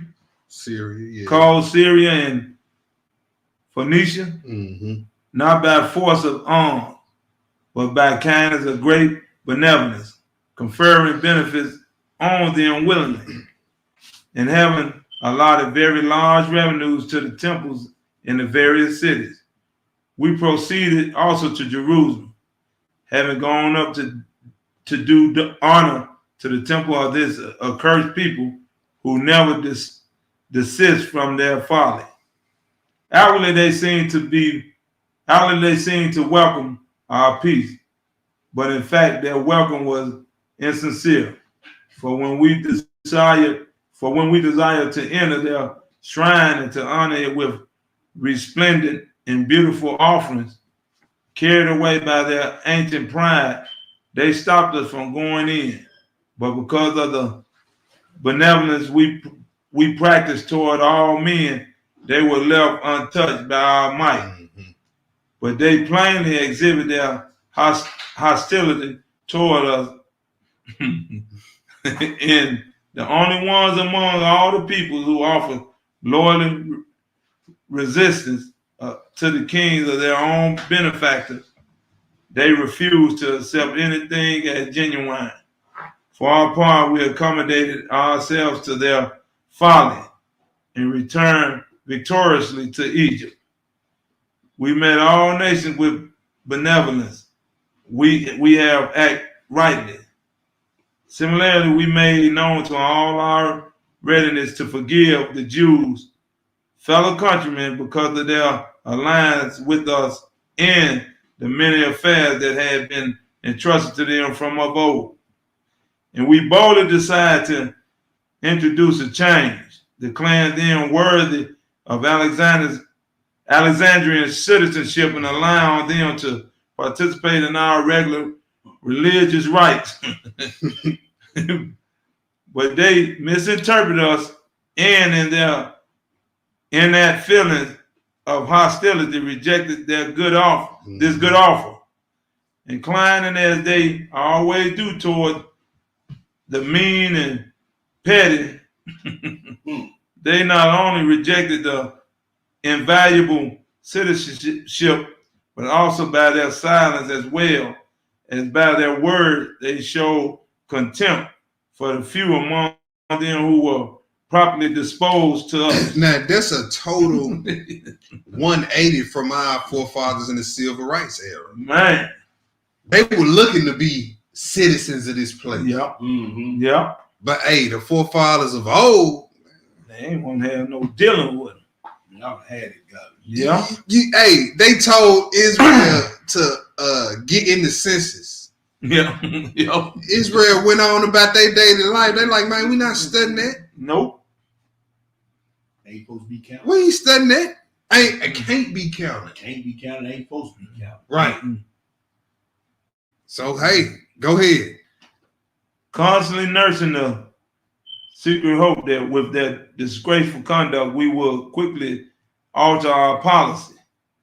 According, we have adequate proof of our conviction that these people are in every way hostile to us, and not in advance that if ever a sudden disturbance should be stirred up against us later on, we would have the impious people behind our backs as traitors and barbarous enemies. Right, and that's why the decree gonna come down in our time. Mm-hmm. Because by nature, our laws make us enemies of people. That's right. People are offended by our laws. Yeah. You don't eat pork. Sure. People act like you said you better. You publicly said you better than everybody because you say you don't eat pork. That's how people treat you. You keep the Sabbath day? You mean you don't keep Sunday? Right. It make us enemies of people. Mm-hmm. So when the decree come down and freedom of religion is wiped off the table, and we are taught to never fold, bend, or break on our beliefs, it's gonna cause conflict naturally with what Babylon got going on. Yes, sir. And that's what it's eventually gonna come down to. Look, we'll give you niggas money to come over here and stop practicing that stuff. And then once they see it, okay, the hell with your money. You're right. All right, let's kill them. Let's kill them. That's what it's gonna come down to. Yep. All right, go ahead. Okay. We have decreed that the very moment this letter reach you, you shall dispatch to us those who reside among you, together with their women and children, committing atrocities against them and binding them fast all over in iron chains to meet a desperate and ignominious. How you pronounce that? 26, right there, 26. Ignominious. I don't know. Ignominious death as a benefit to traitorous foes. Mm-hmm. For we believe that when they all are punished together, our government will be perfectly established forever in the most secure and healthy condition. Mm-hmm. However, shelters any Jews from the old to the child, even to the infant at the breast, shall with all his household be done to a violent death with the most horrible torture. However, whoever wishes may act as informer, and he shall receive the estate of the person who is sentenced to punish, as well as 2,000 drachmas from the royal treasury, and shall also be rewarded for his freedom. You see that? So he said, hey, whoever housing them, kill them. And whoever's willing to be an informant against your people, you get their estate and you get 200 drachmas out of the treasury. This is what we gonna be up against. Yeah, there you go. You know, Bruce, who's still secretly in love with Babylon, that's gonna be amongst us. That's gonna be selling us out. Yeah, they meet over at Yaakov house tonight for the Shabbat. Y'all told everybody the law that went out to burn all the Bibles. Well, every nigga over there got a Bible. Where they at, man? 72, 73, so and so. They over there now. We know they knowing me at T Boogie and Abner. So they done found an undisclosed location there. Look, You gonna have Negroes on the payroll, man. They gonna sell us all out. We gonna have a fire little hiding spot too. Yeah. Mhm. But a Negro that's still secretly in love with Babylon, still secretly in love with that bag. Yeah. They gonna be out there too. That's what Judas did. He was still secretly in love with that bag, man. Yes, sir. Still in love with his old life. He probably used to chase that bag before he got down with Christ. Mm. That's why he was always watching. Yeah. Yeah. It's gonna be somebody still secretly in love with Babylon that's gonna be able to be enticed by a woman or some money. Mm. Weak back. Or if he really weak, some drugs. Uh-oh. Go ahead, Hebrew. Any place where a Jew is detected under any kind of shelter shall be made out of bounds and burned with fire and shall become altogether altogether useless for every mortal creature for all time. Mm-hmm. Such was formed of the letter that was written. Chapter 4, y'all. We're going to chapter 4. In every place where the decree reached, a feast was arranged for the heathen at the public expense with noisy celebration and gladness, with the hatred which had long before become inveterate in their hearts, now being given upon expression. Right? So Open expression. Stop trying to make friends with these heathens. The scripture just told you that they hide their hate and they wait for a moment to show it outwardly. Yeah. Open expression. Yeah. So stop thinking that these heathens are your friends. Yeah. The ones who your friends gonna show you that they your friends, and they're gonna be like them Greeks we read in chapter 3. Yeah.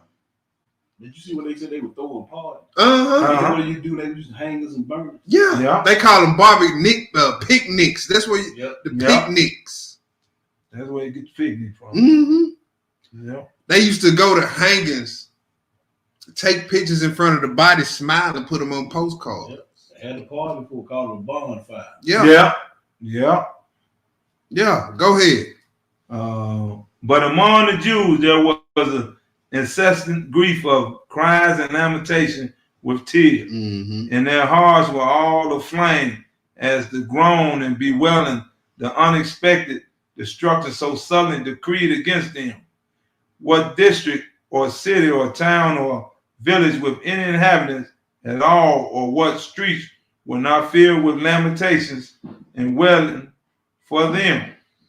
For with such vindictive and pitiless spirits were they sent away, all of them together, by the generals of the various cities, that even some of their enemies, confronted with their extraordinary sufferings and perceiving the people's pity for them and reflecting on life's strange vicissitudes, were moved to tears that they wrench explosion. For there was taken away a large company of old men, their heads covered with gray, and though their feet were sluggish and crooked from age, they were having to force themselves to a brisk pace under the altogether shameless and relentless driving. Man, picture them Man, just shoving some of the elders in our class, just forcing them to walk fast in chains, pushing the elders on the ground. We about to read how the young girls had dust all in their head, so they pushing our wives' faces all in the dirt. All right, go ahead, Hebrew.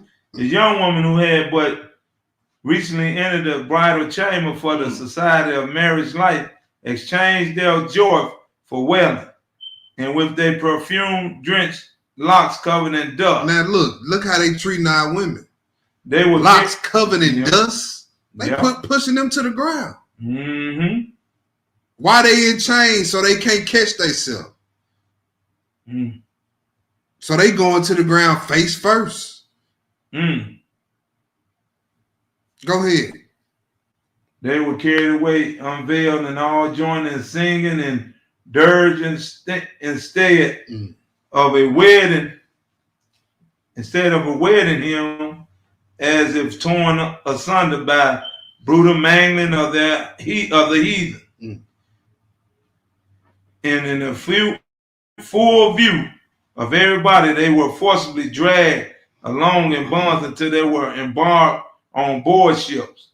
Their husbands, in the full bloom of youth, their necks girded with halters in place of garlands, spent the remaining days of their wedding festival not in glad celebration and youthful recreation, but in dirge, seeing the grave already yawning at their very feet. They were put on a board like animals, driven along under the constraints of iron bonds. This sound like slavery, Yeah. slavery over here in the States. Listen to how they lay this description out of what was going on. Go ahead, Hebrew. Some had their necks fastened to the ship's benches, and others had their feet secured in unbreakable feathers. Worse still, they were placed in total darkness that they might be treated as traitors throughout the voyage. When they had been brought to the place called Shadiah, and the voyage as determined by the king was over, he ordered them to be thrown into the hippodrome on the outskirts of the city, and immersed concourse eminently suitable for the making the captives a public example to all who came down to the city and those who left the city for a sojourn in the country. The purpose being to prevent them from associating with the king, forces or claiming to be within the precincts of the city. When this was done, the king heard that their fellow countrymen came out frequently to bewail the bitter fate of those of their brethren, and in a rage ordered that they should be treated in precisely the same way as the others, and should be allowed no remission, whatever other punishment meted out to these people. Moreover, the whole race was to be registered by name, not for their toilsome labor service, briefly explained above, but to the torture by the torments which had been commanded, and to be put to death in the spaces of a single day. All right, so now he trying to gather all the Israelites, which that's stupid. That's an oxymoron. Gather all the Israelites without supernatural help. Yeah, How you gonna find all of them? that's right. Like he said, so gather all the Israelites so we can kill them in one day It ain't gonna happen. without no supernatural assistance. No, sir. Oh, okay. Good luck with that. All right, go ahead, Hebrew. The registration, Yeah. undertaken with shameful haste and unremitting diligence from sunrise to sunset, was closed after 40 days, although still incomplete. Although still what? Incomplete. After 40 days. Yep. All right, go ahead. Filled with great and continuous joy, the king appointed feasts at all his idol shrines, with the heart far removed from the truth in a profane mouth, praising dumb objects unable to answer or help, and uttering improper words against the Almighty Yah. After interval of time mentioned previously, the scribes reported to the king that they could no longer continue the registration of the Jews on account of their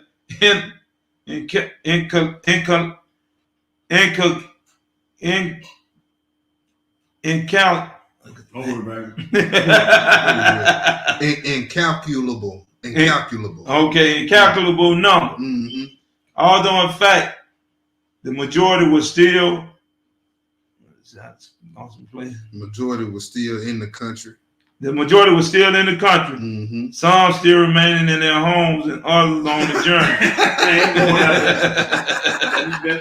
Come up in here if he want to. Yeah. Right. And so someone was going on the journey. They probably don't even know any of this is happening. happening. Yep. All right, go ahead. The task was impossible for all the generals in Egypt. Mm-hmm. After threatening them harshly on the ground that they had been bribed to contrive their escape, he was eventually clearly convinced on this point when they stated, with the proof to be back it up, that the paper mill and the pens they used for writing had already been given out. Mm. But this was the working out of the invincible providence of the one who helped the Jews from heaven. So the Most High thwarted they plan to destroy the Jews because you can't even number all of them. That's right. Right. You can't even find all these people to kill them all. All right, go ahead. Chapter 5, Hebrew. All right. He then summoned Herman, who was in charge of the elephant, and filled with the stern anger and rage and completely inflexible, ordered him for the following day to drug all the elephants, 500 in number, with the large handfuls of frankincense and quantities of unmixed wine. Ooh, boy, straight wine, no chaser. Unmixed wine. Mm. Then he getting them high with their frankincense. Yes, sir. Yeah. Go ahead. Then when they were wild with the plentiful supply of drink to bring them into the compass, the fate of the Jews. When he had given out these orders, he turned to his feasting. He went back to feasting. Mm-hmm. Having brought together those of his friends and army who especially hostile to the Jews. Ain't that something? Mm-hmm. Meanwhile, Herman, the superintendent of the elephants, carried out his orders to the letter. The attendants assigned for the purpose went out in the evening and bound the hands of the poor, unfortunate people and took every other precaution to see that they were secure through the night, imagining that the whole nation would meet its ruins end in one blow. Mm. But the Jews, who seemed to the heathen to be bereft of every support, completely restricted as they were by their bonds, call upon their Lord, the all-conquering who governs with all power, the merciful Yah and Abba. All of them beseeching him with unrestrained cries and tears to frustrate the wicked design against them and rescue them by a wonderful manifestation from the disaster immediately in store for them. Mm-hmm. So their prayer went up fervently to heaven. Mm-hmm. Herman drugged the pitless elephants until they were filled with an abundant supply of wine and saturated with frankincense. And in the early morning, he appeared at the place to inform the king. But that lovely gift of his creation, the interval of sleep, bestowed night and day since the beginning of time by him who confers his blessings on whomsoever he chooses. He sent up on the king. So the Most High put a heavy sleep on this king. Yep. His man about to come in there and get it. It's go time, king. Every time he say something, he snore loud. Go ahead. And the king, in the spell of the sweet, deep sleep Yah brought on him, was greatly thought in his lawless purpose and utterly disappointed in his inflexible aim. Yeah. The Jews, having escaped the appointed hour, praised their holy Yah and begged him, who is quick to respond in mercy, to show the power of his mighty hand to the arrogant heathen. But the middle of the 10th hour had nearly arrived when the official in charge of the invitations noticed that the guests were assembling and went to the king and shook him. Boy, shook him, trying to shake him about this sleep. I'll tell you. He did all that partying and drinking. Gone. All right, go ahead, Hebrew. He had trouble in awakening him, but then pointed out that the duration of the banquet was almost past and reminded him of the circumstances. The king took account of what he had said and then, turning to his cups, he ordered the guests at the banquet to take their place opposite of him. This done, he advised them to give themselves up to revelry, to appreciate the great honor conferred upon them, and regarded this late part of the feast as all good cheer.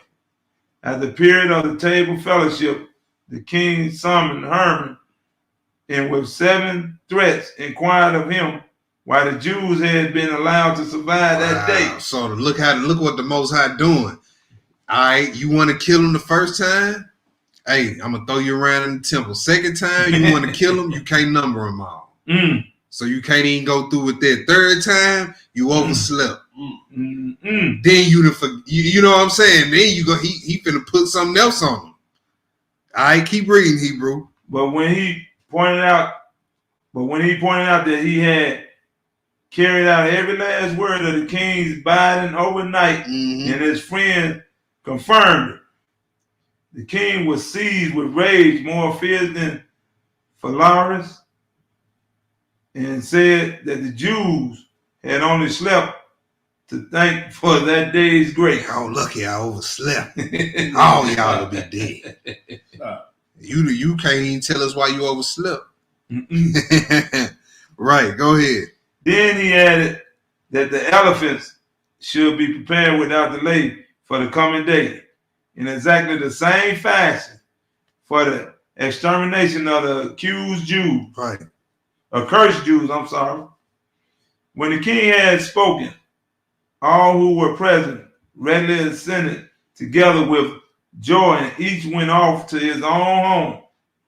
But they used the nighttime not so much for sleep as for devising all sorts of insults for the people they thought were doomed.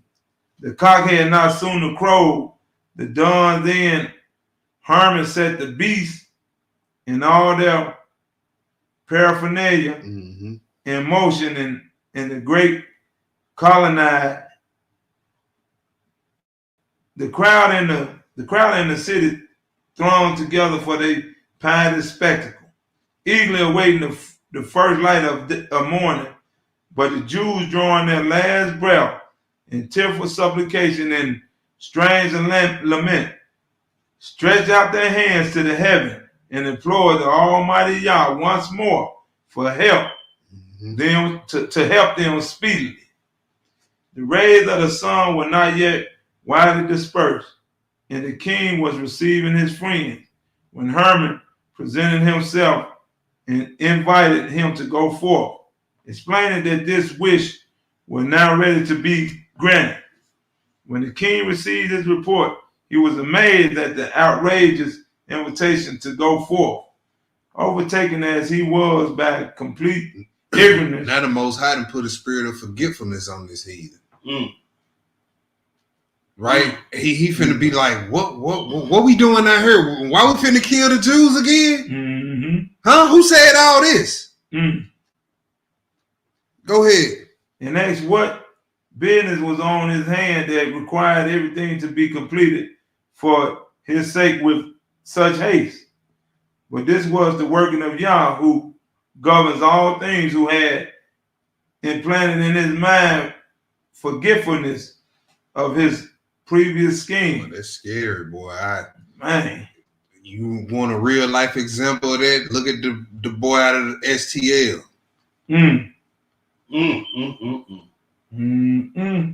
Spirit of forgetfulness. Woo, boy, the Most High. Man, look. That's a dementia. Yeah. Most High smote you with that. You will be talking about something else here real soon, other than these scriptures. Playing with the Most High. Yes, sir. All right, go ahead. But Haman and all his friends pointed to the beast and the truth, he said. Everything is in readiness, King, in accordance with your firm purpose. However, he was filled with stern anger at the word, since by the providence of Yah in this matter, his mind had gone blank, and gazing at him threateningly, he said, "If your parents or your offspring were here, I would have served them as an example meal to the wild beasts instead of the Jews, against whom I have no complaint, and who above all elders showed an absolutely influencing loyalty to my ancestors.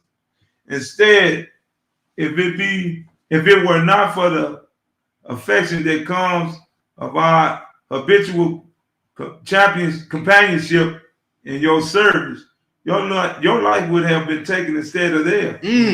So Herman met with an unexpected and dangerous threat, and he cast his eyes down and his face fell.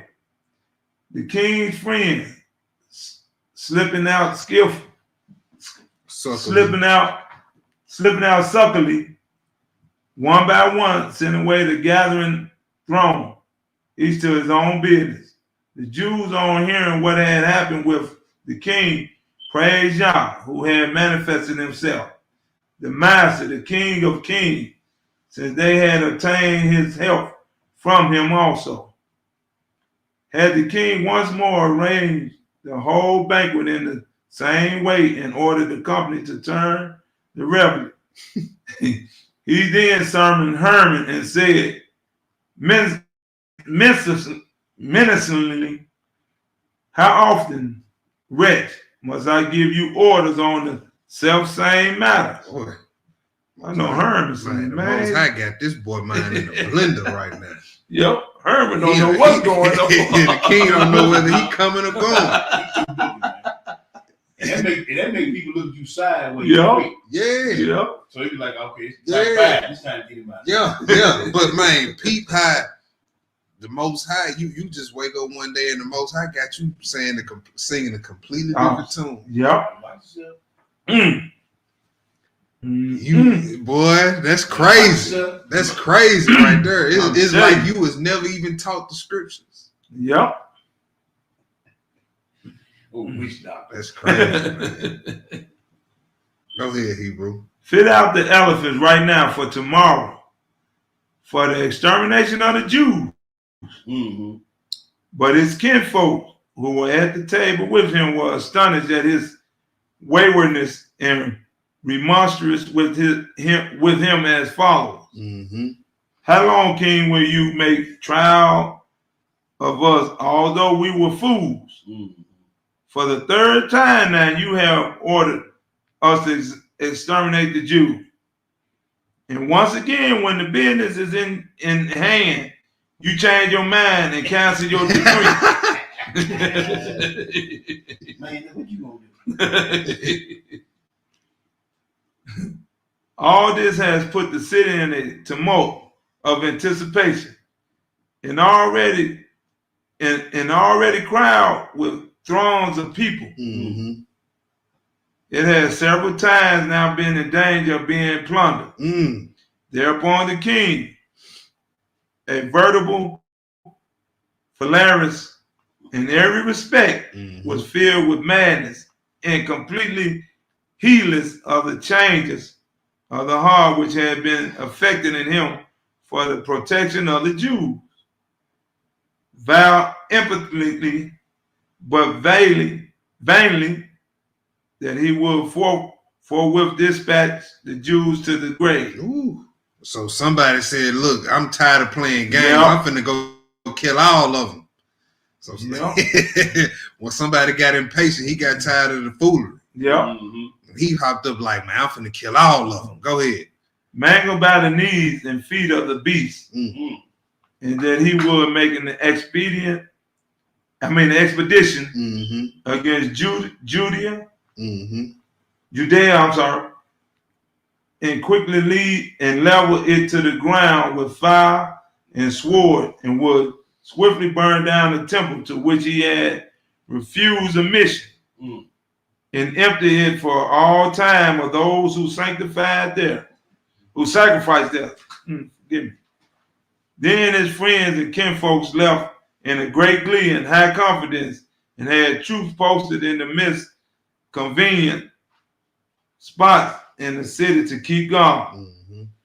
The superintendent of the elephants drove the beasts almost, one might say, to a state of madness with fragrant draught of wine mingled with frankincense, and equipped them with the horrible implements.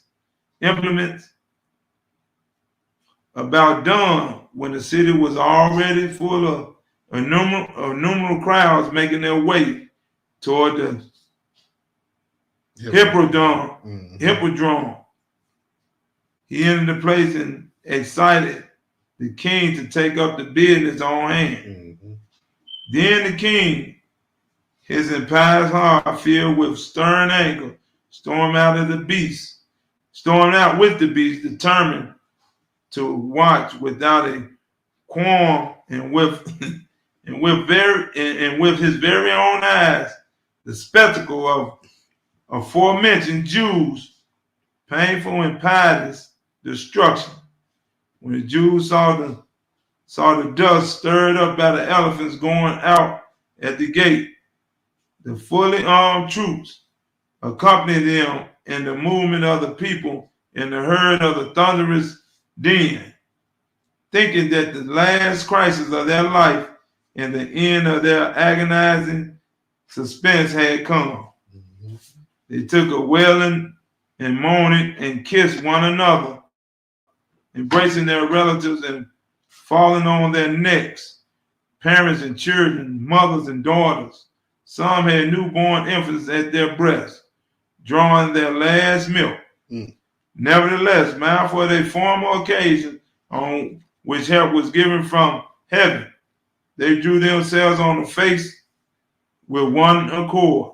They removed the babes from breasts and cried out with an exceedingly great shout, imploring the ruler of all powers by manifestation to show mercy to them now that they were standing at the very gates of death. All right, that's chapter 6. Mm-hmm. This chapter 6. All right, so this Eleazar who we read about in the Apocrypha, right? Mm-hmm.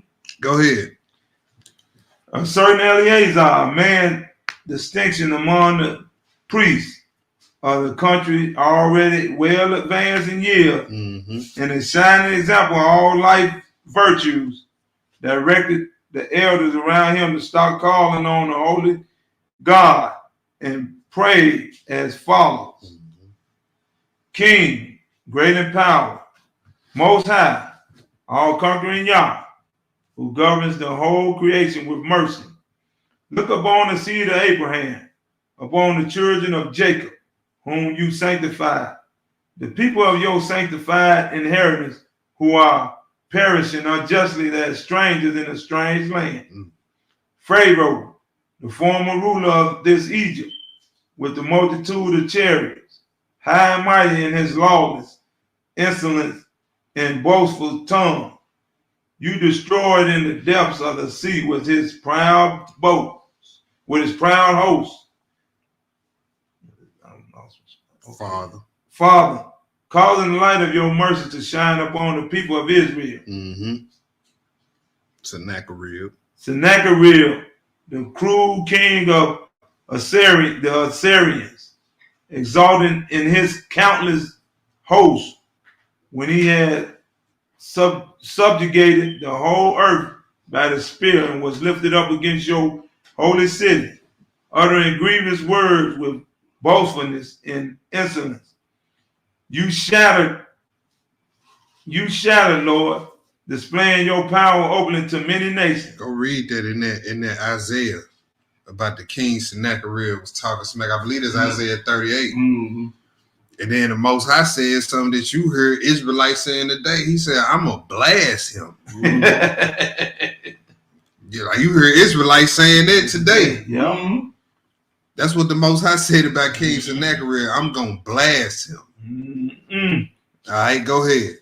The three comrades in Babylonia who are of their own choice gave their life to the fire rather than serve idols. You delivered unharmed to the very hell of their head, making the fiery furnace like dew, and you sent flame upon their enemies. when through the slanderous accusations brought against him out of envy, Daniel was thrown to the lions underground as food for beasts. You brought him up to the light unscathed. When Jonah was pining away, unpitied in the belly of the monster of the deep, you, Father, restored him unadjured to all his household. So now, you who hate, insolent, full of mercy, protector of all, manifest yourself swiftly to those of the people of Israel who are outrageously threatened by the abominable and lawless heathen. If our lives are subject to penalty because of impious deeds in the course of our sojourn abroad, rescue us from the hand of our enemies. Master, and destroy us by a fate of your own choosing. Let not those who think vain thoughts bless the vain gods for their destruction of your beloved people and say, not even their Yakas rescue them. You who possess all might and power, eternal, look upon us, pity us by the mad insolence of a lawless man. Let the heathen fear your incomparable power this day. Highly honored one, who are continually mighty to save the people of Jacob. The whole multitude of children and their parents implore you with their tears. Let it be made clear that all the nations that you are with us, Master, and have not turned your face away from us. But even as you have said, not even when they were in the land of their enemies have I neglected them. So bring it to pass, Master. Let me see. All right. Okay, I'll just go down. Just as Eleazar was finishing his prayer, the king arrived at the hippodrome with the beast and the whole wanton area of army. And the Jews observed it and raised a great city to heaven that made the surrounding valleys ring with the sound and struck uncomfortable terror in all the hosts. Then the great and glorious and all-conquering and true Yah revealed his glory, his holy face, and opened heaven's gate, from which descends two angels, clothed in glory and awe-inspiring appearance, visible to all except the Jews. And they confronted the forces of their adversaries and filled them with confusion and timidity, and bound them with immovable fetters. The king also experienced a shuddering in his body, and his gross insolence faded to nothing. And the beast turned back on the armed force that followed them, and they began to trample them down and destroy them. The king's anger was now turned to pity and tears on account of the scheme he had previously devised. For when he had heard the outcry and saw them all prostrate to meet their death, he wept and angrily threatened his friends, saying, you have served the king's power and excel tyrants in savagery, and you even attempt to deprive me myself, your benefactor, of my rule and indeed of my life, secretly devising measures that are deleterious for my kingdom, who has driven from their homes those who held the fortress of our country. With such loyalty and stupidity, muster them here, each one. He has so lawlessly surrounded with torments those who from the beginning have in every way exceeded all people in this goodwill towards us, and have frequently submitted to the worst dangers confronting men. Loose completely those unrighteous bonds. Send them back to their homes in peace, asking their forgiveness for what has been done to them. Release the sons of the all-conquering living Yah of heaven, whom from the times of our ancestors until now has conferred upon the estate an impregnable, That's right. impregnable stability with glory. So the kings spake. The Jews were released forthwith in blessings and blessed by a holy God, their Savior, for their narrow escape from death. What verse you at, Hebrew? I'm in 30. Okay. Verse 30, chapter 6. Yep. Wait. Oh, okay. Let me pick it up. Yeah. Then the king left for the city and summoned the keeper of the public revenues. He ordered him to supply the Jews with wine and all the perquisites Yeah, that's right. Go ahead. for a feast for 7 days, decreeing that in the very place where they had thought to meet their fate, they should hold a festival of deliverance with all joy. Right. Then those who had been reviled and had just been close to the grave, or rather had already had one foot in it, instead of a bitter and wretched faith, held a feast celebrating their deliverance, and filled with gladness they portioned out of the different festive groups the space that had been made ready for their destruction and burial. So all the time, a lot of times we see where the Most High take things that people use, just like you see in the book of Esther, right? Where the dude was going to use those gallows to hang the Jews. Now these same places, these same things, the Most High to take to turn around, and now we using it for a festival. We use it for a celebration, and that's why we tell the people so many times, man, stop. Don't be so caught up in your situation, because the Most High can take that whole thing. He said, man, for those who love the Lord, He gonna take that thing and use everything for your good. That's right. For those who love the Lord now. That's right. You know what I'm saying? So we have to understand. We have to understand that everything ain't really here for to destroy us. It's just to test our faith. But go ahead. Come on, you sure right. They left off the mournful sound of the dirges and took up the song of their fathers, praising Yah, the deliverer and worker of wonders, and laying aside all wailing and lamentations. They formed dances as a sign of the joy and peace they had come upon them. The king likewise held a great banquet in celebration of all that had happened, and it endlessly returned solemn thanks to heaven for the unexpected deliverance granted to him. But those who previously imagined that the Jews were doomed to destruction and to become a prey for the birds, and had joyfully conducted the registration, now groan at being covered with confusion and having their blazing effrontery, 35. blazing effrontery. I'm gonna get this right. Yeah. Ignominiously.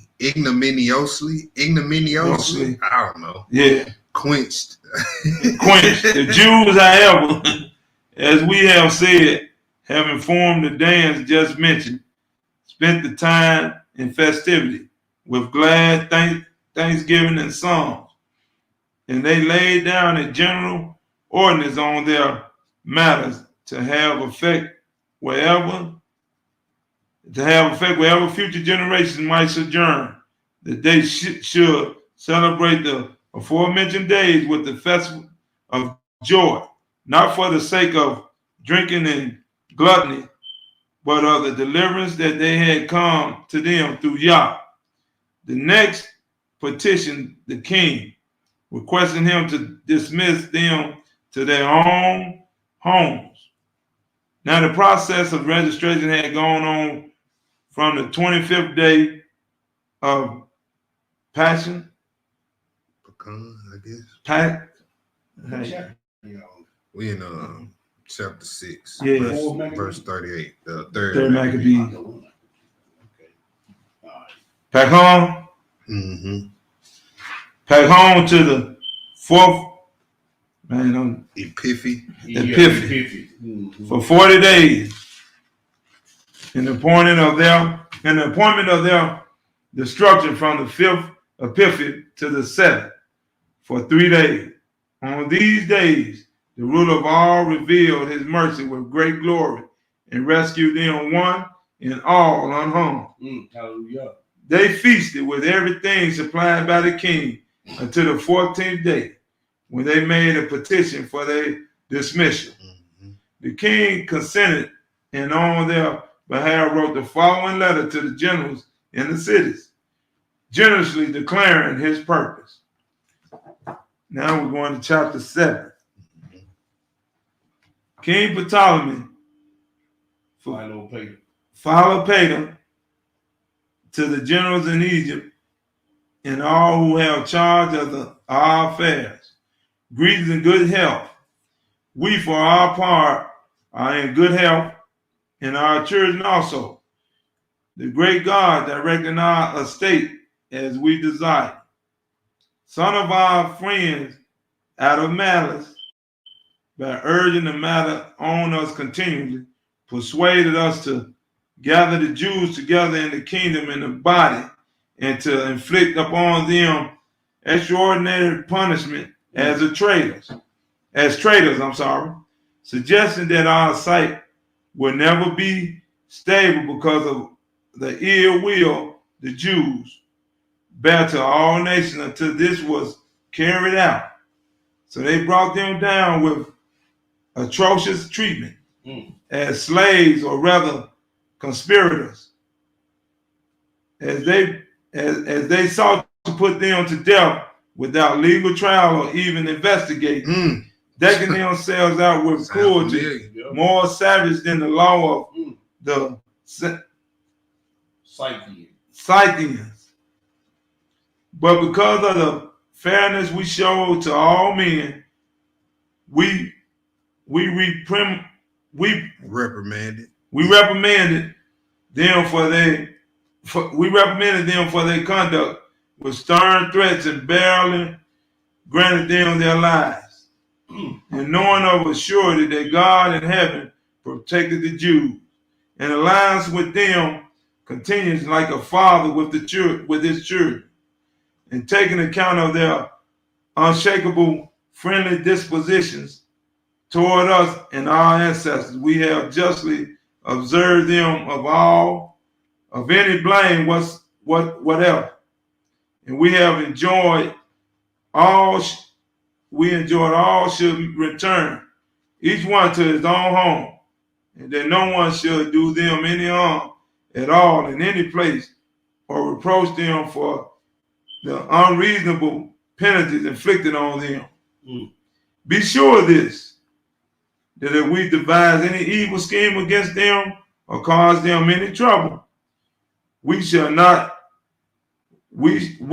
have not man, but the Most High God, who is ruler of all power, as our adversaries to exact vengeance for what is done. Inexorably, in all circumstances and for all time, farewell.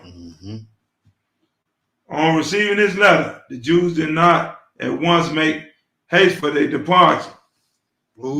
Check this part out.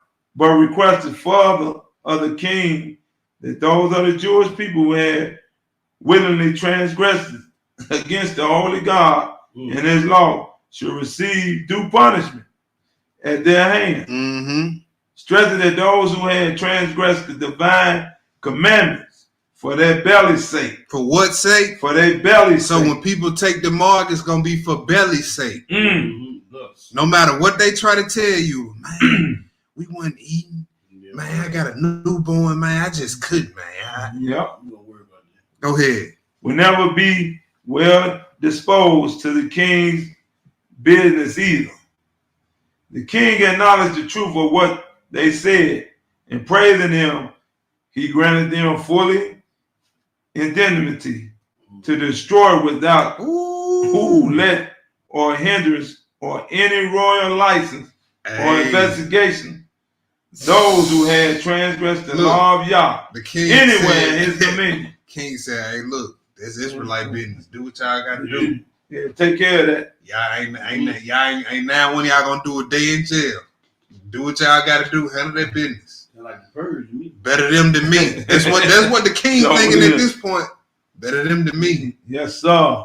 Go ahead. All right. Then applauded him and was fitting. The priest and the whole multitude departed with joy, shouting the hallelujah. Any one of their countrymen they encountered on the way who had become defiled, they punished and put to death. As a public example, on that day they put to death over 300 men, and they kept it as a joyous festival, having subdued the unclean. But those who also held fast to Yah, even unto death, enjoyed the full advantage of their deliverance and departed from the city, crowned with all kinds of fragrant flowers, giving thanks to Yah of their father, the everlasting Savior of Israel, with gladness and with shouting, and songs of praise and melodies, hymns. When they had reached Ptolemais, called rose bearing because of special characteristics of the place, the fleet waited for them according to their general wish for 7 days, and there they held a banquet to celebrate their deliverance. The king, having generally supplied every one of them with all they needed until they arrived at their own homes. And when they had completed their voyage in peace with appropriate thanksgiving, thereto in the same fashion as before, they decided to make these days also during the time of their sojourn festival days. They also consecrated them with an inscription on a pillar, and having dedicated a place of prayer on the site of the banquet, they went away unscathed, free and filled with joy, and were conducted safely by ordinance of the king over land and sea and river, each to his own home. They had even greater authorities than before among their enemies, and were regarded with high esteem and awe. No one at all extorted their property. They recovered all their possessions according to the register, and those who had anything of theirs returned it to them with great fear. The great God, who had perfectly accomplished great things for their salvation. Blessed be the deliverer of Israel forever. Amen. Amen. Hey, that's the lesson. Israel can't be faded. Part Ooh-wee. 2. All praise, All praise. praise. Yah. Always gonna have that supernatural assistance. Whenever the decree of death comes down for the whole nation of Israel, Most High ain't gonna let it happen. He ain't gonna let it happen. He has a way that he's gonna deal with his people. The 2/3 getting whacked. The other part that's left, he gonna bring with him through the fire. Right? It'll never be a time where a heathen nation will be able to completely wipe out the Israelites. Never. That's right. That's it. All All praise. Excellent lesson, man. Edification and glorification to the Most High. Yes, sir. Edification for his children. So, Yes, want to sir. thank these brothers. Want to send a special shout out to my beloved brother Cole stepping in. Had to take care of weightier matters. So the brother, as always, when I call this brother up, he always ready to put in work no matter what or where it is. So I want to thank that brother for stepping in tonight. All praise the All Most High. praise for the young lad coming through with another spirit-filled lesson. Yes, sir. You All know what I'm saying? praise. So thank y'all brothers for taking care of that business. Want to say we're going to be online tomorrow. Online, I think Brother Amnon will be feeding the people tomorrow. And we pray that y'all tune in tomorrow, 1 p.m. Yes, sir. And still counting down to the Passover. Yes, sir. Still counting down to the unleavened bread. Yes, sir. Still waiting on brothers and sisters to get it right before Passover. Yes, sir.